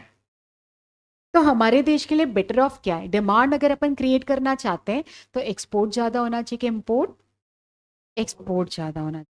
अब ना इसमें एक्सपोर्ट को भी ऑटोनोमस मान, एक्सपोर्ट को भी ऑटोनोमस मान लिया। और इम्पोर्ट के बारे में बात करेंगे तो इम्पोर्ट के 2 हिस्से कर दिए, एक ऑटोनोमस कंपोनेंट और दूसरा वाला क्या बोल दिया है बेटा, जो इनकम के ऊपर डिपेंड कर रहा है। इसके 2 हिस्से कर दिए। एम क्या है, इम्पोर्ट है, एक्स क्या है, एक्सपोर्ट है। तो ये जो एम है इसके 2 हिस्से कर दिए, एम बार मतलब ऑटोनोमस और दूसरा वाला which is dependent on income. अब एमपीसी का मतलब होता था marginal propensity to consume, MPS क्या होता था, the marginal propensity to save. ठीक है, और इसी प्रकार से मार्जिनल प्रोपेंसिटी टू इम्पोर्ट वो क्या होता है, delta M upon delta Y. हमेशा डेल्टा वाई डिनोमिनेटर में करते थे ना, delta C by delta Y, delta S by delta Y. इसी प्रकार से क्या है, डेल्टा एम अपॉन डेल्टा। तो अगर देश का ज़्यादा ग्रोथ चाहते हो तो export should be higher, import should be lesser. ठीक है, तो इसका भी फॉर्मूले में सेम करेंगे बेटा। केवल जो चेंज होता है किस में चेंज होता है, सी में, और किसी में चेंज नहीं होता है। अच्छा ठीक है बेटा, जब भी लमसम टैक्स होता था तो मल्टीप्लाई 1 माइनस बी लेते थे। लेकिन अगर लमसम टैक्स नहीं है तो अपना ये वाला मल्टीप्लायर यूज करोगे। कभी भी मल्टीप्लायर निकालने के लिए बोलेगा तो 1 अपॉन 1 माइनस बी, ब्रैकेट के अंदर क्या डालना है, 1 माइनस टी। और अगर फॉरेन सेक्टर होगा तो उसका भी मल्टीप्लायर देख लो, उसका मल्टीप्लायर होता है 1 upon 1 minus B plus M. ये देखो ये इसका मल्टीप्लायर होता है। कभी भी फॉरेन सेक्टर होगा वापस से चेंज किस में होना है, सी में होना है, बाकी सब में तो चेंज होना नहीं है। और हाँ एम जो है उसके भी 2 हिस्से होते हैं, तो ये क्या हो जाएगा, सी की वैल्यू हो जाएगी A plus B Y minus T, क्योंकि गवर्नमेंट है तो टैक्सेस वसूलेगी। और एम के स्थान पे क्या रखना पड़ता है, ये वाला। ठीक है, मल्टीप्लाई का फॉर्मूला क्या होता है, 1 माइनस बी प्लस एम। अब उन्होंने बोला अगर एक्सपोर्ट बढ़ेगी तो क्या इनकम बढ़ेगी, तो एक्सपोर्ट बढ़ी डेल्टा एक्स, इनकम बढ़ी डेल्टा वाई। तो उन्होंने ये फॉर्मूला निकाला delta Y by delta X. तो इसको बोलते हैं बेटा 1 माइनस बी प्लस एम, इसको बोलते हैं फॉरेन ट्रेड मल्टीप्लाई। क्या बोलते हैं इसको, फॉरेन ट्रेड मल्टीप्लाई। ठीक है, और अगर अपन 3 सेक्टर में आते हैं,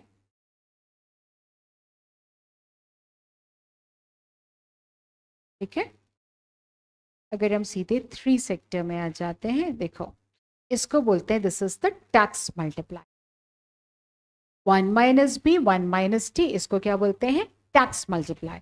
और उसको क्या बोलते हैं, that is the foreign trade multiply. Alright, अब इसका एक बार सम लिख करके देख लो। ठीक है, एक बार इसका सम लिख करके देख लो। तो क्या क्या बोला है, कंजम्पशन फंक्शन सी दिया है, इसमें टी दिया है, आई दिया है, जी दिया है, एक्सपोर्ट दिया है और इंपोर्ट दिया है। तो अगर हमें इक्विलिब्रियम लेवल ऑफ इनकम लिखना है तो how do we start, C plus I plus G plus X minus M. Okay, तो हो जाएगा y is equal to C. C में क्या डालेंगे 40 प्लस 0.8 वाई डी, और वाई डी क्या हो जाएगा y माइनस टी, और टी कितना दिया है, ये ट्रांसफर पेमेंट तो दिया नहीं, तो 0.1 वाई। अब आई तो ऐसी कॉपी होता है, जी तो ऐसी कॉपी होता है।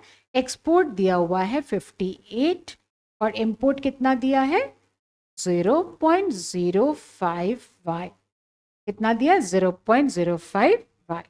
अब इसको सिंप्लीफाई कर लोगे, पूरे y के टर्म्स को एक साइड में ले जाना, i g सबकी वैल्यू डालना, and your answer would be done. Okay, तो ये अपना था 4 सेक्टर मॉडल, जिसमें या तो मल्टीप्लायर पूछेगा तो 1 माइनस बी प्लस एम। ठीक है, तो 3 सेक्टर 4 सेक्टर में केवल न्यूमेरिकल के क्वेश्चंस। आप देखो कि व्हाट आर दे आस्किंग। अब मैं आपको ले चलती हूँ स्कैनर्स के अंदर, और स्कैनर में देख लो।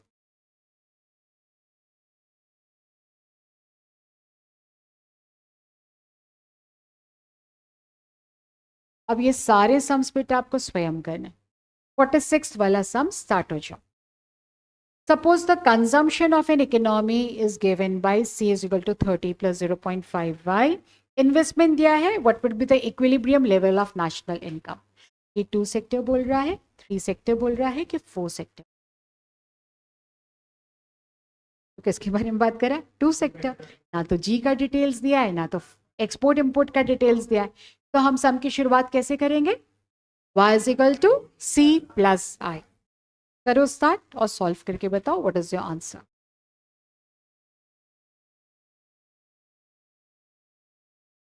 अगर आपको अच्छा कॉन्फिडेंस लाना है तो एक बार सारी प्रैक्टिस कर लेना, मॉड्यूल के सारे क्वेश्चंस लेके एक बार कर लेना, same pattern would come down, तो यहाँ पे आपका 15 on 15 आ जाएगा।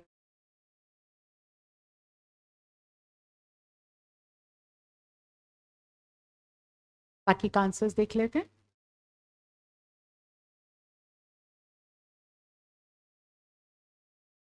कितना बेटा 105, इसका 112 आया, आपका 105 आया, आपका 120 आया, एक ऑप्शन बचा है, किसी का नहीं आया। 115 120 आ रहा है। एक बार वापस से करके देख लो व्हाट इज द आंसर। 120, हाँ मेरे ख्याल से भी 120 इज द आंसर। ठीक है, तो इसका आंसर आएगा 120। देखो जिस बच्चे ने जो गलती की, do you want me to solve it out? केवल क्या करना है, y is equal to C plus I लिखना है। तो c की वैल्यू क्या है 30 प्लस 0.5 y, और i की वैल्यू क्या है 12 प्लस 0.15 y। तो बेटा इसको सॉल्व करोगे तो ये हो जाएगा, देखो y पूरा उठा के इस साइड ले आओगे तो 0.5 इधर लाओगे तो 0.5 y बचेगा। ये देखो 0.5 y and minus 0.15 y is equal to 42। y में से 0.5 y को माइनस किया तो 0.5 आया, और 0.15 को माइनस किया तो 0.35 y आया। तो y की वैल्यू आ जाएगी 42 अपॉन में 0.3 y।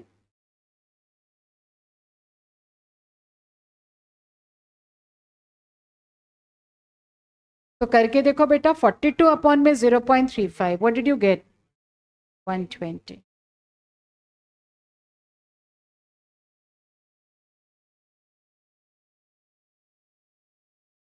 ऑल राइट, तो फर्स्ट वाला आपने बता दिया कितना आया, 120 बिकम्स द आंसर।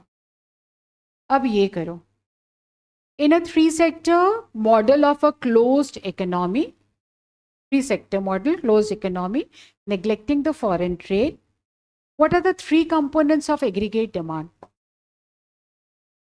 क्या आएगा C plus I plus G. तो what is the answer C। हाँ C plus I plus G. अब बेटा ये वाला क्वेश्चन बताओ, question number 53। According to the Keynesian theory of income and employment, national income depends on. तो national income किसके ऊपर निर्भर करेगी? एग्रीगेट अफेक्टिव डिमांड के ऊपर निर्भर करेगी। अब इसको करो. What will be the total income if the value of average propensity to consume is 0.45? Total consumption दिया है 900 करोड़. फॉर्मूला सोचो एपीसी का क्या फॉर्मूला था और फिर उसको लेके सॉल्व करो.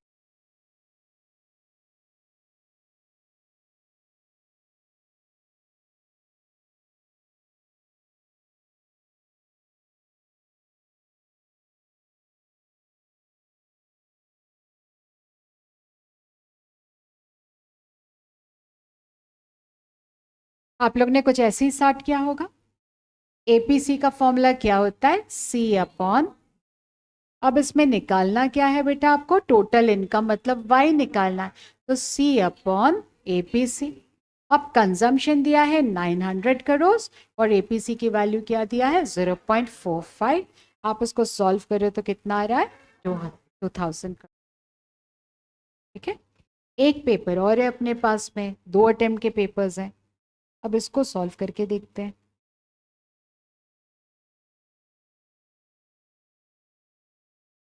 Question number 51.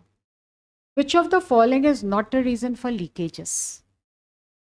अब सोचो कौन सा पॉइंट हमने डिस्कस नहीं किया था.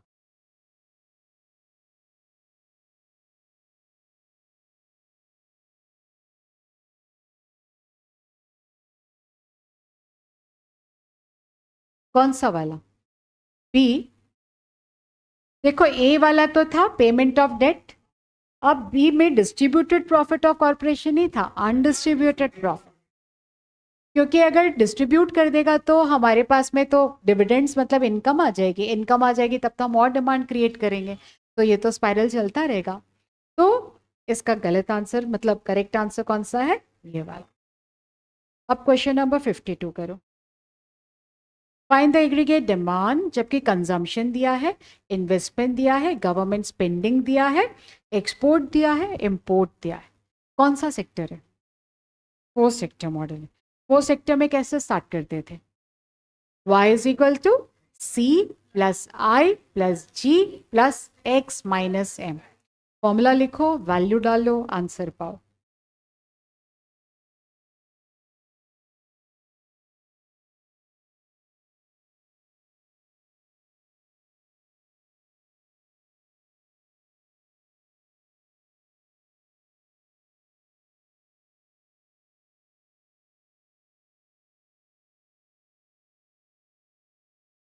ए ऑप्शन 3550 करोड़.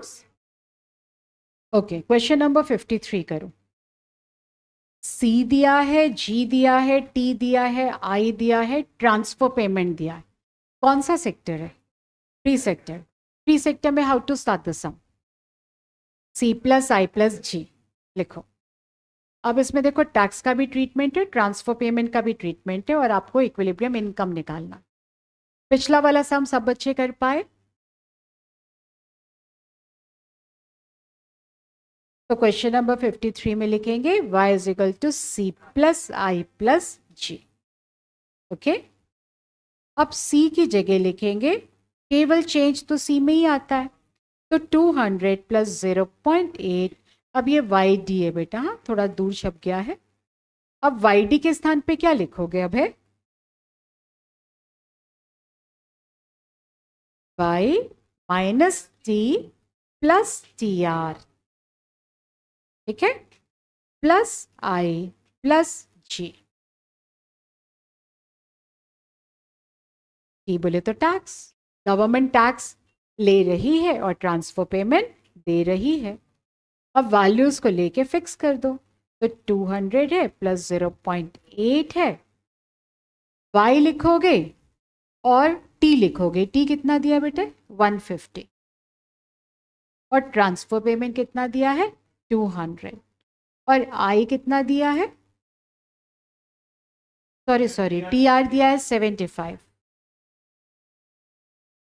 और i दिया है 200 और g और t बराबर दिया है 150. मतलब टैक्सेस और गवर्नमेंट परचेसेस बराबर है, उसको बोरो नहीं करना पड़ रहा है.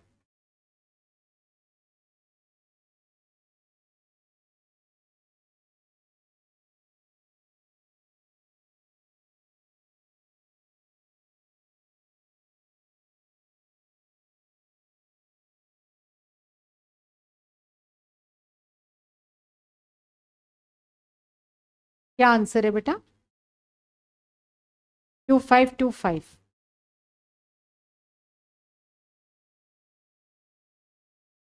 सॉल्व करोगे इसको अगर तो हो जाएगा y is equal to 550 plus आ जाएगा 0.8y और 0.8 इंटू 75 करो तो कितना आ रहा है? कितना है? 60। तो 0.8 को उधर क्या तो 0.2y और इधर आ गया आपका 490। तो y हो गया 490 अपॉन 0.2 मतलब 490 इंटू 5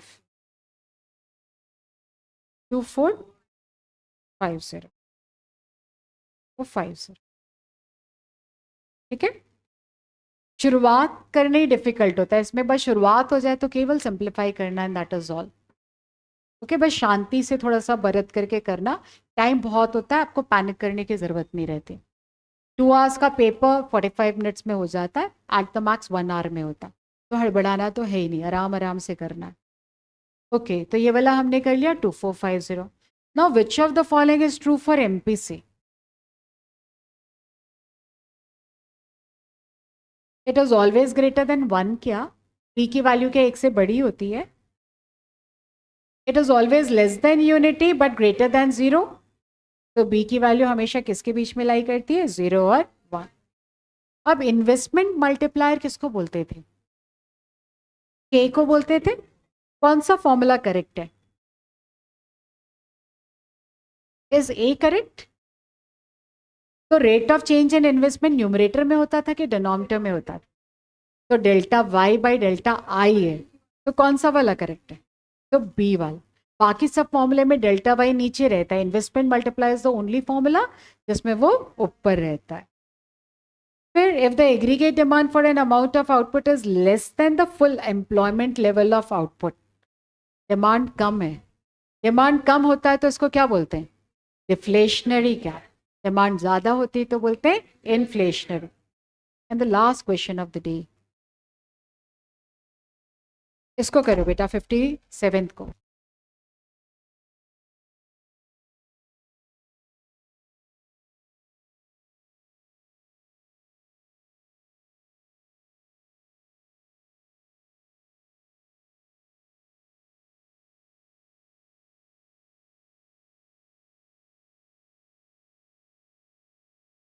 क्या आएगा?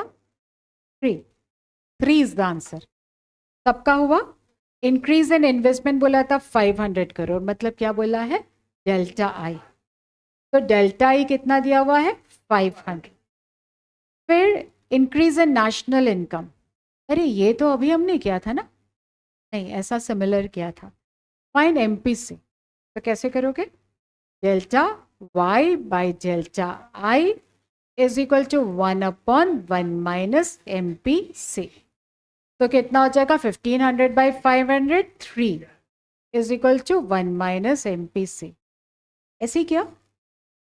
तो 1 माइनस एमपीसी तो 1/3 हो गया, तो एमपीसी तो 1 माइनस 1/3 हो गया, तो एमपीसी कितना हो गया? 2/3 हो गया। तो 2/3 करोगे तो 0.6666 आएगा। ठीक है, तो इसका आंसर इज नॉट 3, आंसर क्या है? 0.666। तो this was all about the chapter. अब लोग कुछ सम्स और करना है कि विवेक सर इज कमिंग अप, तो आज हम थोड़ा सा जल्दी छोड़ देते हैं। ऐसे भी विवेक सर का मैंने कई बार टाइम लिया है, तो let Vivek sir have the time. तो विल कवर बेटा, कल स्टार्ट करेंगे हम किससे? Money markets. पहले मैं मनी मार्केट करवा देती हूँ, उसके बाद कर लेंगे, आप जो बोलोगे मार्केट तो मार्केट, पब्लिक फाइनेंस तो पब्लिक फाइनेंस। कल मैंने जो डाला हुआ है दैट इज मनी मार्केट। मैं सोच रही हूँ नए नए चैप्टर्स अच्छे से करवा दूँ। तो नेशनल इनकम हुआ, सेकेंड वाला पार्ट हो जाएगा अगर न्यूमेरिकल्स आएंगे। फर्स्ट वाला पार्ट ठीक से किया। कुछ भी फीडबैक देना है तो you can give it to me. चलो, thank you so much, have a great day. Thank you online के बच्चों, थैंक यू।